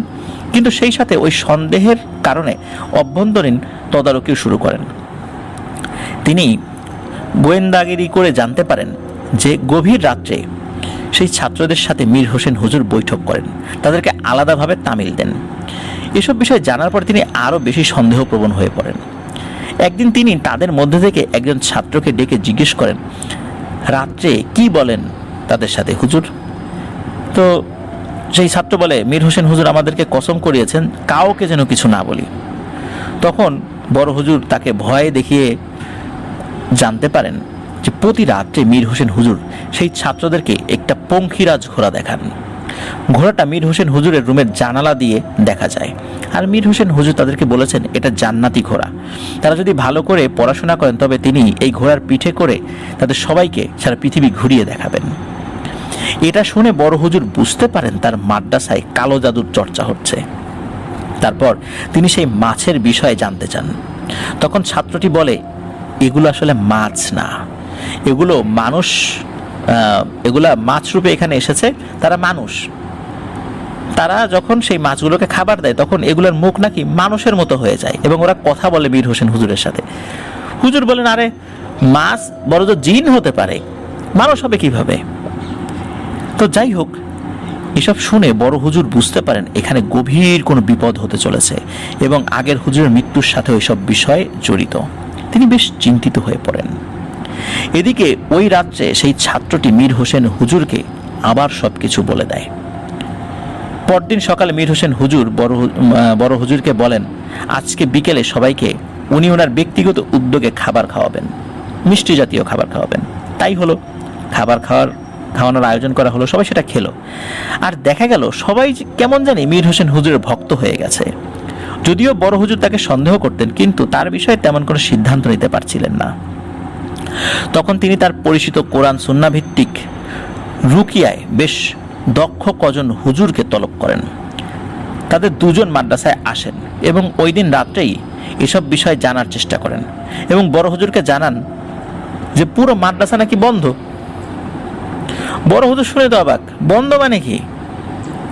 আপনারা নিজেরা এখানে আছেন, দেখছেন শত শত স্টুডেন্ট, মাদ্রাসা বন্ধ হলো কিভাবে? আমরা তো এখানে আছি। তখন বলেন, কথা তো সেটাই, কারণ হচ্ছে আমাদের সাথে থাকা যেই ভালো জিনগুলো রয়েছে তারা আমাদের কাছে এসে বলেছে যে হুজুর আপনি কোথায় এসেছেন, এখানে তো কোনো মাদ্রাসাই নাই। আর এই কথা শুনে ওই হুজুর অবাক হয়েছেন। মাদ্রাসা নাই মানে আমরা বসে আছি মাদ্রাসার মধ্যে, শুয়ে আছি, এখানে আসলাম, খাবার খেলাম, তোমরা বলো মাদ্রাসা নাই মানে? বলে, হ্যাঁ আমরা কোনো মাদ্রাসা দেখতেই পাচ্ছি না, আমরা দেখতে পাচ্ছি আপনারা ফাঁকা জায়গায় বসে আছেন। এটা কেন হচ্ছে আমরাও বুঝতে পারছি না, মানে ওই জিনেরাও বুঝতে পারছে না কেন এরকমটা হচ্ছে। জিনেরা দেখছে এখানে কোনো মাদ্রাসার অস্তিত্ব নেই, আশেপাশে অন্যান্য বিল্ডিং আছে কিন্তু এই জায়গা একদম ফাঁকা, মাদ্রাসা নাই, পুকুর নাই, কিছুই নেই। তখন সেই হুজুরগুলো বড় হুজুরকে বলেন, এখানে কে বা কারা আছে আমরা জানি না, তবে এই কাজ করা হয়েছে আমাদের সাধ্যের অনেক বাইরে, এবং আমাদের অনুগত জিনেরা রয়েছে তারাও এর কোনো কুল কিনারা করতে পারছেন না। তো তাদের এসব কথা শুনে বড় হুজুরের প্রতিকার জানতে চান। তখন তারা বলেন, সামনে মাদ্রাসার বার্ষিক মাহফিলে তারা তাদের একজন ওস্তাদ সহ এখানে আসবেন, সেই পর্যন্ত তাদেরকে অপেক্ষা করতে হবে, ধৈর্য ধরতে হবে। তিনি সুদূর ভারত থেকে এখানে আসবেন, তবে তিনি যেই বিশ্বাস বা আকীদা পোষণ করেন এই আকীদার সাথে আপনাদের আকীদার কিন্তু মিল নাই। যেহেতু উনি ভিন্ন আকীদার লোক ছিলেন, তো প্রথমে বড় হুজুর একটু ইতস্তত বোধ করছিলেন, কিন্তু তারপরও সকলের মানে ভালোর কথা চিন্তা করে উনি বলেন, ঠিক আছে আপনি তাকে এখানে নিয়ে আসেন। তো কিন্তু এসব কথা কাউকে না জানানোর সিদ্ধান্ত নেন, যে আশেপাশের লোকজন কোনোভাবেই যেন না জানে এই সমস্ত কথাবার্তা। এটা খুবই গোপনীয় ব্যাপার আর কি। পরদিন তারা চলে যান। এর কিছুদিন পরে মাদ্রাসার বার্ষিক মাহফিলে সেই হুজুর দুজন আসেন, কিন্তু সেই ভারতীয় হুজুর তিনি মাদ্রাসার ভিতরে ঢুকে আবার তাড়াহুড়া করে বেরিয়ে যান আর বলেন তিনি এখানে থাকবেন না, তিনি অন্য কোথাও থাকবেন। পরে এই যে ঘটনাটা আমরা বলছি প্রিয় লিসেনার্স, এই ঘটনা বর্ণনা করি মাসুদ হুজুরের বাড়িতে সেই ভারতীয় হুজুরকে থাকার বন্দোবস্ত করে দেওয়া হয়। যেহেতু মাদ্রাসার বড় হুজুর মাসুদ হুজুরের আত্মীয় ছিলেন, পরে মাহফিল শেষ হয়ে যায়। এদিকে সেই ভারতীয় হুজুর, ওনার নাম আমরা বলতে পারবো, সমস্যা নাই, সেই ভারতীয় হুজুরের নাম হলো মৌলানা মোহাম্মদ মালেক শাহ। তো উনি রিচুয়াল করেন এবং মাদ্রাসার মাঠে একটি দড়ি ছাড়া মাঝারি বয়সে একটি পুরুষ গরু ছেড়ে দেন। মাদ্রাসার নিরাপত্তা আর সুনাম অক্ষুণ্ণ রাখতে এই ঘটনা এলাকার কাউকেই মানে জানতে দিতেন না বড় হুজুর। সন্ধ্যা পর্যন্ত গরুকে মাদ্রাসা মাঠে চড়তে দেখে কেউ তেমন কিছু মনে করেনি, কিন্তু রাতেও যখন গরুটা রয়ে যায় তখন সবাই কানাঘুষা করতে থাকে যে গরুটা এখনো ঘুরছে কেন। তখন বড় হুজুর সবাইকে বলে দেন, এটা মাদ্রাসার গরু, কেউ যেন বেশি মাথা না ঘামায় ওটাকে নিয়ে, ওটা যেভাবে আছে ওভাবেই থাক। কিন্তু গভীর রাতে মাদ্রাসার দু একজন দেখতে পায় ওই গরুটি অদৃশ্য কিছুর সাথে যেন লড়াই করছে, কখনো পুকুরের এই পারে কখনো পুকুরের ওই পারে। যেহেতু তখনও শীতকালের আমেজ ছিল, সেহেতু সবাই ব্যাপারটা জানতে পারেনি, কারণ শীতকালে সকলে লেপ মুড়ি দিয়ে শুয়ে পড়ে, বাইরের শব্দ টব্দ খুব একটা বেশি পায় না। আর মাদ্রাসা স্টুডেন্টরা অনেক সকালবেলা কিন্তু ঘুম থেকে ওঠে ফজরের আজানের আগে, এই জন্য তারা ঘুমিয়েও পড়ে তাড়াতাড়ি, আর ঘুমটা তাদের একটু গভীর হয়, যেহেতু সারাদিন তারা পরিশ্রম করেন, লেখাপড়া করেন, সারাক্ষণ একটা পড়াশোনার মধ্যে থাকতে হয়, ভোরে উঠতে হয়, একটা নিয়মতান্ত্রিক জীবনের মধ্যে থাকতে হয়, এই জন্য নির্দিষ্ট সময় শুয়ে পড়তে হয় তাদেরকে। তো তারা যারা দেখেছেন ব্যাপারটা, তারা সবাইকে ডাকতে ডাকতে ফজরের আজান হয়ে যায়। এদিকে দারোয়ানকে জিজ্ঞেস করা হলো, তিনি কিছুই জানেন না বা দেখেননি বলে জানায়। সকালবেলা আরও দেখা যায় গরুটি সেই অজুখানার পুকুরের পাশে একদম ক্লান্ত হয়ে লুটিয়ে পড়ে আছে, মনে হচ্ছে তার শরীরে শক্তি নাই। আর ওই পুকুরের পাশে গড়ে ওঠা বিল্ডিং এর নিচের ফ্লোর জুড়ে একদম বিশৃঙ্খল একটা অবস্থা, মনে হচ্ছে কেউ যেন এখানে অনেক লড়াই করেছে, যুদ্ধ করেছে। আরও দেখা যায় ওই পুকুরের পানিতে একে একে 7টি শোল মাসের বাচ্চা মরে ভেসে উঠেছে। সবাই মীর হোসেন হুজুরকে খুঁজতে থাকেন, কেননা তখন পর্যন্ত তিনি কোথাও ছিলেন না। পরে তার রুমেই তাকে অচেতন অবস্থায় পাওয়া যায়। সেই ভারতীয় হুজুরের কথা মতো বড় হুজুর গরুটিকে নিরাপদ স্থানে সরিয়ে নেন, আর মীর হোসেন হুজুরকে ডাক্তার দেখানো হয়। ডাক্তার দেখাতে নিয়ে গেলে মীর হোসেন হুজুর ডাক্তার না দেখিয়ে মাদ্রাসায় চলে আসেন এবং তার সেই প্লাস্টিকের যেই জার ছিল, বয়াম ছিল, সেই জারে মরা মাছগুলো নেন এবং জীবিত আরও 2টি বাচ্চা মাছ উনি নিয়ে নেন, কারণ উনি যাওয়ার সাথে সাথে 2টো বাচ্চা মাছও চলে আসে। তো বড় হুজুরের কাছে গিয়ে বলেন যে তিনি এখানে আর থাকবেন না। তখন বড় হুজুর ব্যাপারটা দীর্ঘায়িত আর অতিরঞ্জিত না করে তাকে সম্মানের সাথে বিদায় জানাতে চান এবং মীর হোসেন হুজুরকে বলেন যে তিনি কাজটি ভালো করেননি। যাবার সময় মীর হোসেন হুজুর শুধু তাকে এতটুকু বলে যান যে হুজুর, এরা আপনার মাদ্রাসা নোংরা করতে নয় বরং পরিষ্কার করতে এসেছিল, এই বলে বিদায় নেন। তার কথার আগা মাথা বড় হুজুর কিছুতেই বুঝতে পারেন না। এদিকে ভারতীয় হুজুর বড় হুজুরকে মাসুদ ভাইয়ের বাড়িতে ডেকে পাঠান এবং তাকে ভয়ঙ্কর এক বর্ণনা দেন। এই বর্ণনার মাধ্যমেই এই পুরো রহস্যটা প্রিয় লিসেনার্স আমাদের সামনে পরিষ্কার হবে। তিনি জানান এই মাদ্রাসায় বেশ কয়েক বছর যাবৎ কেউ কিছু পিশাচ জিন জোর জবরদস্তি করে বেঁধে রেখেছিল এবং তাদেরকে দিয়ে জোর করে কাজ করানো হতো। আর সম্প্রতি কে বা কারা তাদেরকে মুক্তি দিয়েছে, কিন্তু তারা এতদিন বন্দী থাকার প্রতিশোধ নিতে চাইছিল, এই জন্যই তারা আগের হুজুরকে হত্যা করেছে। এবং ওই ভারতীয় হুজুর বলেন, এই যে মীর হোসেন হুজুর, আপনারা তাকে সন্দেহ করেছেন, আসলে ইনি একজন ভালো মানুষ, তিনি ভালো উদ্দেশ্যে এখানে এসেছিলেন। কারণ হচ্ছে যেই জিন এখানে তিনি নিয়ে এসেছিলেন এরা পিশাচ আর রাক্ষস শ্রেণীর জিন ছিল। মীর হোসেন হুজুর তিনি এক রোগীকে ট্রিটমেন্ট করতে যান, যেই রোগীর উপর এই 9টা জিন আশ্রয় গ্রহণ করেছিল।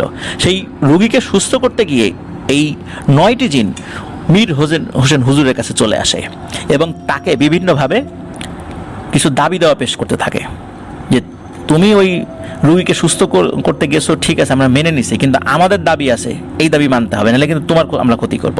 মীর হোসেন হুজুর দেখতে পান যে আসলে এরা খুবই ভয়ঙ্কর শ্রেণীর জিন।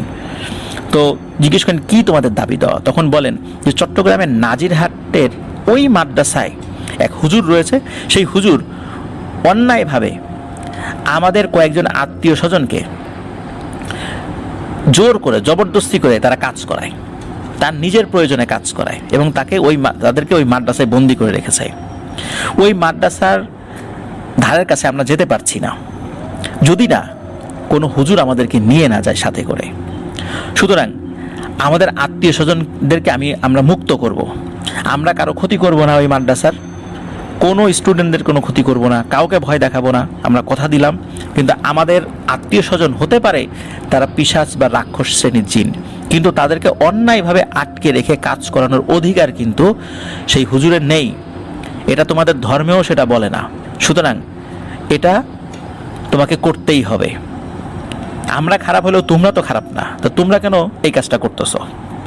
আর যেই হুজুর এই কাজটা করতেছে সে খুবই অন্যায় করতেছে, সে আমাদের আত্মীয় স্বজনদেরকে বাধ্য করতেছে, মানে তার নিজের সুনাম বাড়ানোর জন্য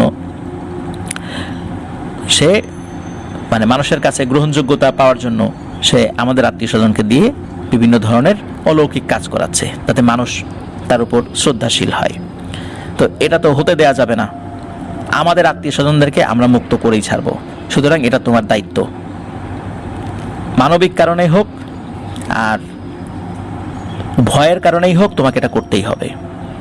তো হুজুর দেখলেন আসলেই যে জিনগুলোকে অবৈধভাবে আটকে রাখা হয়েছে, আর কোনো স্বাধীন কোনো প্রাণীকে যাদের বিবেক বোধ রয়েছে বা এমনকি বন্য প্রাণীকেও আটকে রাখার কিন্তু বৈধতা নেই। বন্য প্রাণী সংরক্ষণ আইন রয়েছে প্রিয় লিসেনার্স, যে বন্য প্রাণীকে আপনি আটকে রাখতে পারবেন না, কারণ সে স্বাধীন, সে বনে ঘুরে বেড়াবে। আর মানুষ এবং জিনকে তো মানে আবদ্ধ করে কাজ করানোর কোনো সুযোগই নাই, গোলাম বানানোর কোনো সুযোগই নাই। তো এই সমস্ত বিষয় চিন্তা ভাবনা করে ওই মীর হোসেন হুজুর তিনি ওই মাদ্রাসায় আসেন এবং যে কোনোভাবে তিনি ওই মাদ্রাসায় থাকতে চাচ্ছিলেন। তো ওই জিনেরা বলেছিল যে আমাদেরকে শুধু কয়েকটা দিন সময় দাও, তাহলেই আমরা আমাদের আত্মীয়দেরকে মুক্ত করে এখান থেকে তাদেরকে বের করে দেব। এখন উনি যখন ওখানে যাওয়ার পরে ওই পুকুরে ওই শোল মাছগুলোকে ছেড়ে দেন।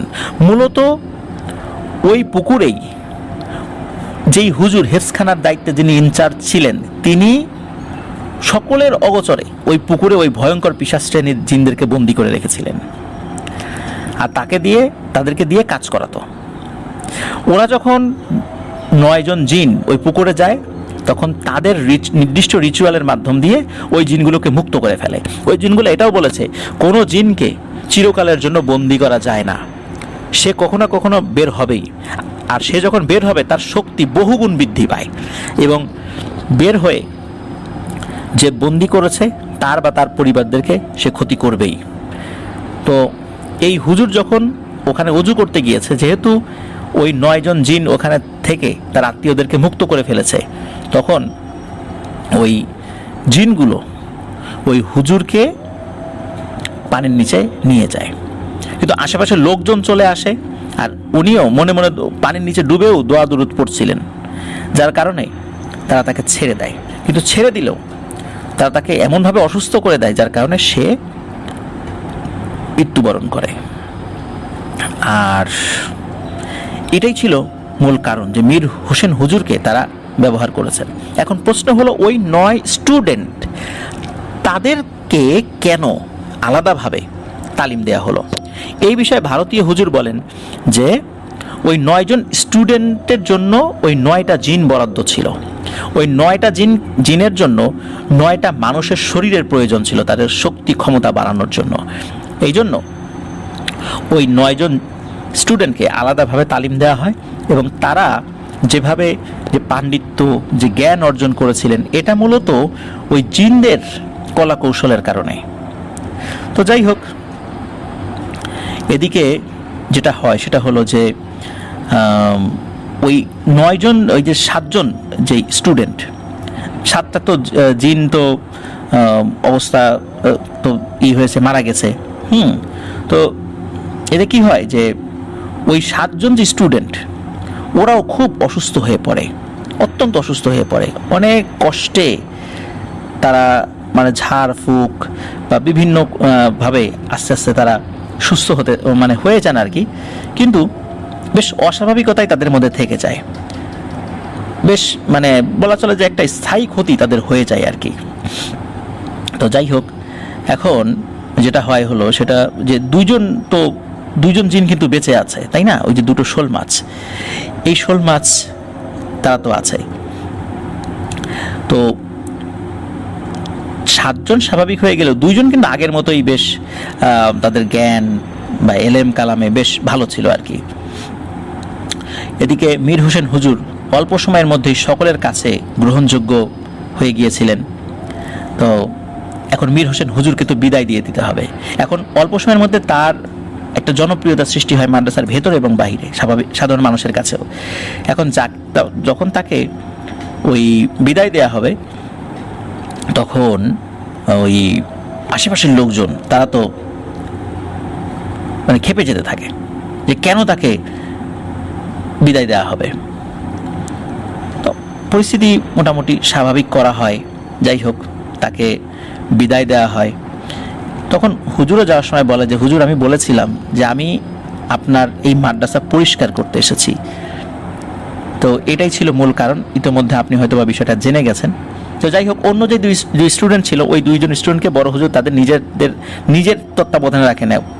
তো এখন সমস্যা যেটা হলো, এই 2 জনের সাথে ছাড়া কারোর সাথে কথা বলে না, অন্যদের সাথে কথাই বলে না। তারা নিজেদের মতো করে থাকতে পছন্দ করে। একবার কি হয়, এক স্টুডেন্টের পিতামাতা আসার পরে তাকে বাড়িতে নিয়ে যেতে চায়। এখন সে কিছুতেই বাড়িতে যাবে না, সে মাদ্রাসাতেই থাকবে। এখন পিতামাতা প্রচণ্ড ক্ষিপ্ত হয় যে তার ছেলের এই অবস্থা কেন, হুজুরকে দোষারোপ করতে থাকে। তো হুজুর অনেক কষ্টে পিতামাতাকে শান্ত করেন, বোঝান। তো এখন ওই যে দুই স্টুডেন্ট, ওদের মধ্যে কিন্তু ওই অস্বাভাবিক আচরণ কিন্তু ছিল। ওদের কিন্তু ওই এলেম এমন পর্যায়ে গিয়েছিল যে যেই বিষয় তারা পড়েইনি, যেই কিতাব তারা দেখেইনি কখনো, সেই কিতাবের কোন পৃষ্ঠায় কি আছে সেটা তারা অনর্গল বলতে পারে। খুবই অদ্ভুত একটি ব্যাপার। এখন এদেরকে কিভাবে সুস্থ করবে? এখন ওই যে মীর হোসেন হুজুর, তার ঠিকানা অনুযায়ী তার সাথে যোগাযোগ করা হয়, তাকে আসতে বলা হয়। এখন উনি প্রথমে আসতে রাজি হন না। তো তারপরে উনি আসেন। আসার পরে বড় হুজুর বলেন যে আপনি এই যে জিনরা এখানে রয়ে গেছে, আপনি এই জিনদেরকেও নিয়ে যান এবং ওর যারা আত্মীয় স্বজনদেরকে বন্দি করে রাখা হয়েছে এদেরকেও এখান থেকে মুক্ত করে নিয়ে যান। তখন উনি বলেন, আমি তো শুরুতেই বলেছিলাম হুজুর যে আমি কিন্তু আপনাদের এই জায়গাটা পরিষ্কার করতে এসেছি। তো যাই হোক, উনি ওনার রিচুয়াল করে ওই 2টি শোল মাছকেও উনি তো নিয়ে গিয়েছিলেন সাথে করে, আবার ওই 2টি শোল মাছ নিয়েও এসেছিলেন, সেটা পুকুরে ছাড়েন। কয়েকদিন পরে আবার উনি সেখান থেকে চলে যান। চলে যাওয়ার পর আস্তে আস্তে ওই 2 স্টুডেন্ট স্বাভাবিক হয়। কিন্তু মানে স্বাভাবিক বলতে তারা যতটুকু পড়েছে সেটাই শুধু বলতে পারতো, কিন্তু ওই যে অস্বাভাবিক রকমের যে পাণ্ডিত্য জাহির করার ব্যাপারটা এটা তাদের মধ্যে ছিল না। কিন্তু ওরা আর কখনোই নাকি সাবলীল আচরণ কখনো কারোর সাথে করতে পারেনি। ওদের আচরণের মধ্যে একটা অস্বাভাবিকতা, মনে হচ্ছে একটু আধা পাগল বা মনে হচ্ছে একটু অটিস্টিক টাইপের ভাব রয়েই যায়। আর যে ভারতীয় হুজুর, উনি একটি ভয়ঙ্কর জিনকে, শক্তিশালী জিনকে একটি গরুর মধ্যে প্রবেশ করিয়ে এইখানে পাঠিয়ে দেন। কারণ ওই জিনগুলোকে শায়েস্তা করার জন্য এটা ছাড়া নাকি আর কোনো উপায় ছিল না। ওই একটা জিন মূলত 7টা জিনকে মেরে ফেলে। তো যে জিনটা মেরে ফেলেছে তখন সেও আফসোস করেছে যে আসলে ওরা পিশাচ শ্রেণীর হলে ওরা কিন্তু কারো ক্ষতি করেনি, তো শুধু আমাকে পাঠানো হয়েছে বলে আমি ওদেরকে মেরে ফেললাম, কিন্তু ওরা এই মাদ্রাসার কারো ক্ষতি করেনি। তো আমাকে এখানে পাঠানোর মাধ্যম দিয়ে আমারও শত্রু আপনারা বাড়াইয়া দিলেন, এটা ওই জিন বলেছিল। তো যাই হোক, এটি ছিল মূলত ঘটনা। প্রিয় লিসেনার্স, একটা দীর্ঘ ঘটনা। আমি আশা করছি এই ঘটনাটি আপনাদের সকলের ভালো লেগেছে এবং আপনারা নিশ্চয়ই বুঝতে পারছেন যে আমি কি কারণে স্পেসিফিক করে বড় হুজুরের নাম এবং মাদ্রাসার নামটি বলতে পারিনি, এবং ওই মাদ্রাসার ছবি বা ভিডিও যেটা আমাকে পাঠানো হয়েছে সেটাও আমি দিতে পারছি না, কারণ এটা একটা স্পর্শকাতর বিষয়। এই মূল যে ব্যাপারটা, এটা কিন্তু অনেকেই জানে না ওই এলাকার। তারা জানে যে এই মাদ্রাসায় 2 হুজুর রাখা নিয়ে একটা সমস্যা হয়েছিল, 1 হুজুর মারা গিয়েছে, তো তারপর একজন থাকে, পরে তাকেও বিদায় করে দেওয়া হয়, একজন ভালো হুজুরকে বিদায় করে দেওয়া হয়েছে। তো তারা জাস্ট এতটুকুই জানে, এর বেশি কিছু কিন্তু জানে না। আর মাদ্রাসার অল্প কিছু লোক জানে। আর যে মাসুদ হুজুর যিনি একটা মসজিদের খতিব আছেন, উনি তো এই ঘটনার আগা থেকে গোড়া পর্যন্ত সব কিছু জানেন, যেহেতু বড় হুজুরের আত্মীয় তিনি, বড় হুজুর তাকে সব কিছু বলেছেন। আর এই ঘটনার পুঙ্খানুপুঙ্খ বিবরণ এই কারণে ওনার কাছ থেকে পাওয়া গেছে। ধন্যবাদ জয় বড়ুয়াকে চমৎকার একটি ঘটনা আমাদের সামনে উপস্থাপন করার জন্য। আশা করছি প্রিয় লিসেনার্স, এই ঘটনাটি আপনাদের সকলের কাছে ভালো লেগেছে। আর আপনারা যারা এখনও আমাদের চ্যানেল সাবস্ক্রাইব করেননি তারা দ্রুত সাবস্ক্রাইব করে ফেলুন। আফনান দ্য হরর ওয়ার্ল্ড নামে আমাদের একটি ফেসবুক পেজ এবং গ্রুপ রয়েছে, যার লিঙ্ক আমাদের ভিডিও ডিসক্রিপশনে দেওয়া রয়েছে। সেখান থেকে আপনারা আফনান দ্য হরর ওয়ার্ল্ড পরিবারের সদস্য হয়ে যান। আপনারা যারা আপনাদেরকে ঘটনা পাঠাতে চান তারা লিখে বা রেকর্ড করে যে কোনোভাবে ঘটনা পাঠাতে পারবেন। আমাদের ঘটনা পাঠানোর ঠিকানা afnanthehorrorworld@gmail.com, এখানে ইমেল করতে পারবেন। আর আমাদের ইমেল অ্যাড্রেসটি আমাদের ভিডিও ডিসক্রিপশনে দেওয়া রয়েছে, সেখানে গিয়ে আপনারা ইমেলের স্পেলিংটা চেক করে নিতে পারবেন। প্রিয় লিসেনার্স, চলুন আমরা চলে যাই আমাদের এবারের এপিসোডের দ্বিতীয় এবং শেষ ঘটনায়, যেই ঘটনাটি আমাদেরকে দিয়েছেন সৌমিত্র রয়।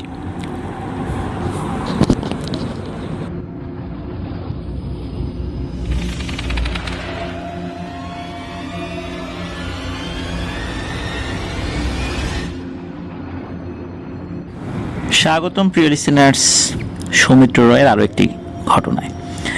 আর যে ঘটনাটি আমি শেয়ার করতে যাচ্ছি, শুধু এই ঘটনা না, তিনি আরও অনেকগুলো ঘটনা উনি শরীয়তপুর থেকে সংগ্রহ করেছিলেন।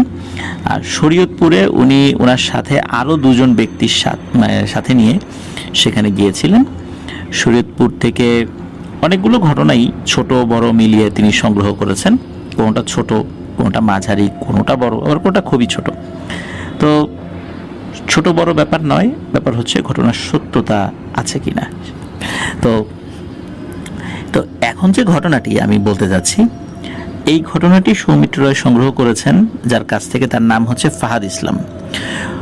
আর এই ঘটনাটি শরীয়তপুর জেলার গোসাইরহাট উপজেলার আলোয়ালপুর ইউনিয়নের একটি ঘটনা।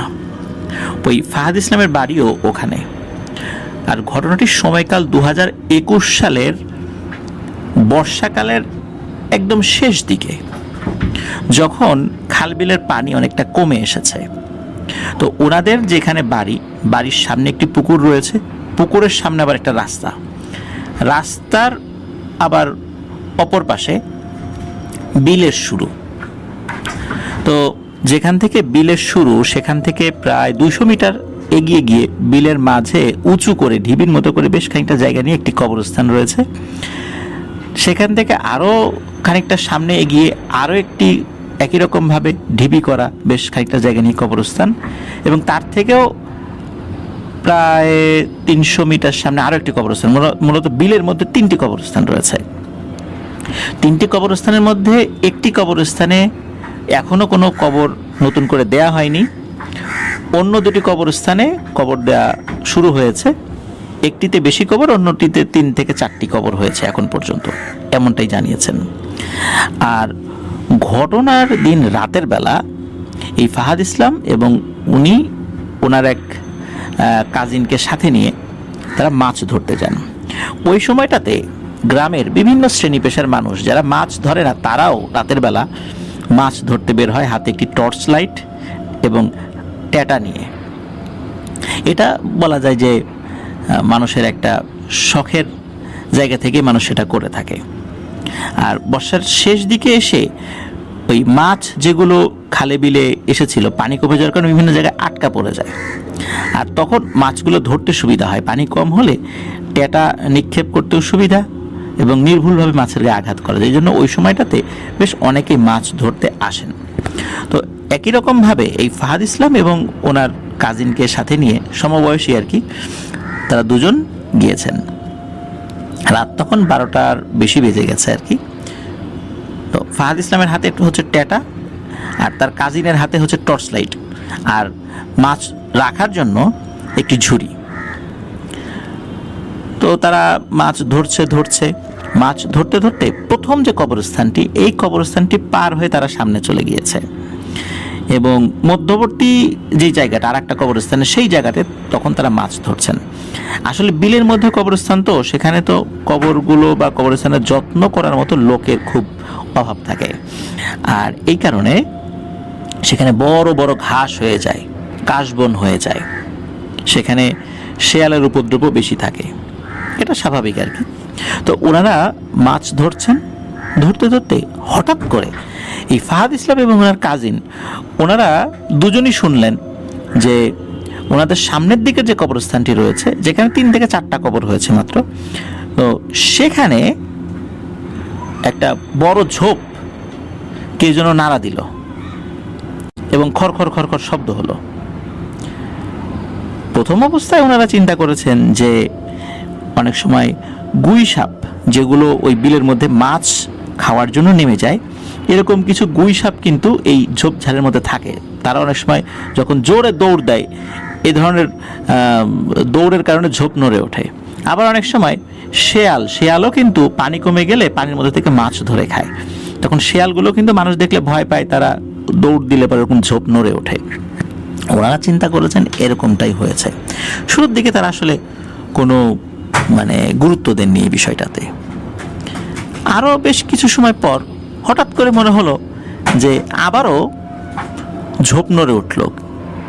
তো এবার কি করে, ওই ফাহাদ ইসলাম ওই জায়গাটাতে টর্চ লাইট, ওনাদের টর্চ লাইটটা, ওই যে চার্জার টর্চ লাইট, কালো, যেগুলো লম্বা, অনেক আলো হয়, তো সেই টর্চ লাইট ছিল, বেশ আলো, অনেক দূর পর্যন্ত স্পষ্ট দেখা যায়। তো যখন টর্চ লাইট মেরেছে, ওখানে দেখতে পাচ্ছেন যে ঝোপ নড়ছে, এবং ঝোপটা এমনভাবে নড়ছে যে কোনো মানুষ বা কোনো প্রাণী চলার ফলে যেরকমভাবে ঝোপ নড়ে সেরকম না, মনে হচ্ছে ইচ্ছা করে কেউ ওই ঝোপটা ধরে ঝাঁকাচ্ছে। তখন ফাহাদ ইসলামের মাথায় যে বিষয়টা কাজ করে, সেটা হচ্ছে যে এই সময় কিন্তু ওনাদের বয়সী অনেকেই মাছ ধরতে বের হয়, এলাকার পাড়া প্রতিবেশী, বন্ধু বান্ধব, তখন একে অন্যকে কিন্তু ভয় দেখানোর জন্য অনেক সময় এই কাজগুলো করে থাকতে পারে, উনি এই চিন্তা করে। তো যার কারণে উনি প্রথমে মনে করেছে যে হয়তোবা প্রথমত যে যদি শেয়াল বা গুইসাপ না হয়, তাহলে কোনো দুষ্টু ছেলে পেলে হবে, আমাদেরকে ভয় দেখানোর চেষ্টা করছে, কারণ ঝোপ যেভাবে নড়ছে এটা কোনো মানুষেরই কাজ। তখন উনি সাহস, নিজেও ভয় পেয়েছিলেন, এবং তার সাথে থাকা কাজিন সে আরও বেশি ভয় পেয়েছিল, শুধু ভয় কাঁপাকাঁপি শুরু করে দিয়েছে। তখন দুজনের মনের মধ্যে সাহস আনার জন্য উনি একটি গালি দিয়ে জিজ্ঞেস করেন, এই ওখানে কে রে, ধরতে পারলে কিন্তু পিটাবো। কিন্তু ওনার কথার পরেও কোনো ধরনের কোনো প্রতি উত্তর বা কোনো ধরনের কোনো রিপ্লাই, পজিটিভ রিপ্লাই সেখান থেকে পাওয়া যায় না। বরঞ্চ যেটা হয় সেটা হলো যে ওই যে ঝোপ, মনে হচ্ছে যে যেই অংশটাতে নড়াচড়া করছিল, ওর থেকে আরো 10 হাত সরে গিয়ে আবার ঝোপ নাড়াচ্ছে অন্য একটা জায়গায়। তখন উনি চিন্তা করেন যে কি ব্যাপার, ওখানে আসলে কে, আর এত রাতের বেলা ওই ঝোপ, পুরো কবরস্থান জুড়েই বড় বড় ঘাস হয়ে গেছে, হ্যাঁ, কাশবনের মতো হয়ে গেছে, ওখানে তো রাতের বেলা সাপ টাপ থাকতে পারে, এখানে তো কোনো মানুষ নিছক ভয় দেখানোর জন্য আমাদের সাথে এই কাজটা করবে না। তখন উনি বেশ ভয় পান যে এটা প্যারানরমাল কোনো কিছু হতে পারে, কিন্তু অতটা যে গভীরভাবে বা দৃঢ়ভাবে ভেবেছেন বিষয়টা এরকম না। কিন্তু উনি বিভিন্ন সময় শুনেছেন এই কবরস্থানের আশেপাশের জায়গায় বিভিন্ন সময় অনেকেই দেখেছে যে লাল শাড়ি পরা কোনো একজন মহিলা বসে আছে, বা সাদা শাড়ি পরা কোনো একজন মহিলা বসে আছে, মাছ খাচ্ছে, এবং মানুষকে বলতেছে, এই মাছ খাবি, আয় আমার সাথে এসে যোগ দে মাছ খা, এরকম অনেকেই নাকি দেখেছে, যদিও তারা কখনো দেখেনি। তো এই বিষয়গুলো তখন তার মাথায় আসে। মাথায় আসতে আসতে হঠাৎ করে আরও একটি ভয়ানক ঘটনা ঘটে। সেটি হলো, উনি খেয়াল করেন যে পেছন থেকে মনে হচ্ছে অনেক বড় বড় পা ফেলে কেউ একজন তাদের দুজনের দিকে ছুটে আসছে। মানে মানুষের পায়ের পাতা যত বড়, তার থেকে যদি প্রায় 50 গুণ বড় পায়ের পাতা হয়, এই পায়ের পাতা যদি পানির উপর ধপাস ধপাস করে হেঁটে আসে, তখন কিরকম শব্দ শোনা যায়, ঠিক সেরকম শব্দ শোনা যাচ্ছিল। উনি সাহস করে পেছন দিকে তাকান, যেটা কি বড় মাছ টাছ কিনা, কিন্তু পেছন দিকে তাকিয়ে দেখেন যে পানির উপরে একটা বড় ধরনের আন্দোলন হচ্ছে, মনে হচ্ছে পানির নিচে কিছু আছে এবং ওনাদের দিকে ছুটে আসছে, ভেঙে চুরে পানি ভেঙে চুরে ওনাদের দিকে ছুটে আসছে। এই দৃশ্য দেখার পর ওনারা দুজনই প্রচণ্ড ভয় পান, পড়িমড়ি করে ওইখান থেকে দৌড়াতে দৌড়াতে, মানে পানির মধ্যে কিন্তু দৌড়ানো এত সহজ বিষয় নয়, বেশ কঠিন একটি বিষয়। কিন্তু ওনারা তো আসলে স্থলভাগ থেকে খুব বেশি দূরে ছিলেন না, ওনারা দ্রুত একটা জায়গায় উঠে পড়েন এবং উঠে পড়ার পর পেছন দিকে তাকিয়ে দেখেন সব কিছু শান্ত। এবং ওনারা যখন দৌড়াচ্ছিলেন, পেছন থেকে কিন্তু শুধু যে পানির শব্দ হচ্ছিল তা নয়, ভয়ঙ্কর গর্জন, বাঘ সিংহ গর্জন করলে যেরকম শব্দ শোনা যায় ঠিক তেমন গর্জন হচ্ছিল পেছনে, মনে হচ্ছে ভয়ঙ্কর কিছু ওনাদেরকে তাড়া করছে। তখন ওনারা যখন মানে স্থলভাগে চলে আসেন, আসার পরে এই ফাহাদ ইসলামের যিনি কাজিন ছিলেন, তার তো জুতা পরা ছিল, এক ধরনের যে গামবুট, মানে প্লাস্টিকের যে গামবুটগুলো কাদার মধ্যে নামার সময়, পানির মধ্যে নামার সময় অনেকে পরে, তো সেটা পরা ছিল। সেই গামবুট খোলার পরে দেখা গেল তার মানে পা কেটে একাকার হয়ে গেছে। এখন ওই দৌড়ানোর কারণে ওই নিচ থেকে বা সাইড থেকে ধারালো কিছু তার পায়ের মধ্যে ওই গামবুট ভেদ করে ঢুকে গিয়েছিল, যার কারণে তার পা কেটে গেছে। এখন ধারালো কি জিনিস ঢুকেছিল এটার কোনো নিদর্শন পাননি, তবে সেই গামবুটটা ফুটো হয়ে গিয়েছিল, ওনার পা কেটে গিয়েছিল। কিন্তু ওই পা কাটার ব্যথা বা রক্ত বের হচ্ছে, এইটা ওই দৌড়ানোর সময় কোনো কিছুই ফিল করেননি। পরবর্তীতে মনে হচ্ছিল যে ওনার ব্যথা অনুভূত হচ্ছে, তখন ওই গামবুট খুলে দেখেন যে গামবুটে কোনো কিছুর আঘাত লেগেছিল। এটা লাগতেই পারে পানির মধ্যে দৌড়ানোর সময়, এটাতে প্যারানর্মাল কোনো বিষয়ের কিছু আছে বলে আমার মনে হয় না। কিন্তু কি ছিল সেই জিনিসটা? ভয়ঙ্করভাবে গর্জন করতে করতে পানির মধ্যে আন্দোলন সৃষ্টি করতে করতে তাদের দিকে ছুটে আসছিল। সেই জিনিসটার অস্তিত্ব তারা স্বচক্ষে দেখতে পাননি, কিন্তু ওই জিনিসটা যে বিশাল আন্দোলন সৃষ্টি করছে, একবার পানির মধ্যে হলো যেটা শেষ দিকে, আর শুরুটা হয়েছিল ওই কবরস্থানের ঝোপের মধ্যে। আসলে সেই জিনিসটা কি ছিল? নিশ্চয়ই কোনো মানুষ ছিল না, ভয়ানক কোনো জিনিস ছিল, সেটা চোখে না দেখলেও তারা অনুধাবন করতে পেরেছিলেন। তো পরবর্তীতে ওখানকার মানুষজন বলেছিলেন যে কখনো কখনো রাতের বেলা মাছ ধরতে গেলে এরকম ভয়ানক ঘটনা অনেকেই নাকি ওখানে সম্মুখীন হয়েছেন। তো এই ঘটনার পরে তাদের সাথে মানে অসুস্থতা হয়ে যাওয়ার মতো কোনো ঘটনা ঘটেনি, জাস্ট একজনের পা কেটে গিয়েছিল, এটাই ছিল মানে কোনো একটা দুর্ঘটনার মধ্যে এটা ঘটে যাওয়া একটি ঘটনা। তো প্রিয় লিসেনার্স, ধন্যবাদ সৌমিত্র রয়কে চমৎকার একটি বিলের ঘটনা আমাদের সাথে শেয়ার করবার জন্য। প্রিয় লিসেনার্স, আশা করছি বিলের এই ছোট্ট ঘটনাটি আপনাদের ভালো লেগেছে। আর এটাই ছিল আমাদের ফ্রাইডে স্পেশাল এপিসোডের এবারের আয়োজন। যারা আমাদের চ্যানেলে এখনও সাবস্ক্রাইব করেনি তারা দ্রুত সাবস্ক্রাইব করে ফেলুন প্লিজ।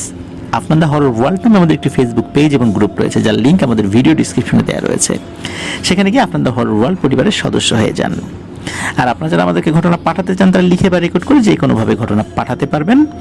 আমাদের ঘটনা পাঠানোর ঠিকানা apnandahorrorworld@gmail.com। আমাদের ইমেল অ্যাড্রেসের স্পেলিংটা আমাদের ভিডিও ডিসক্রিপশনে দেওয়া রয়েছে।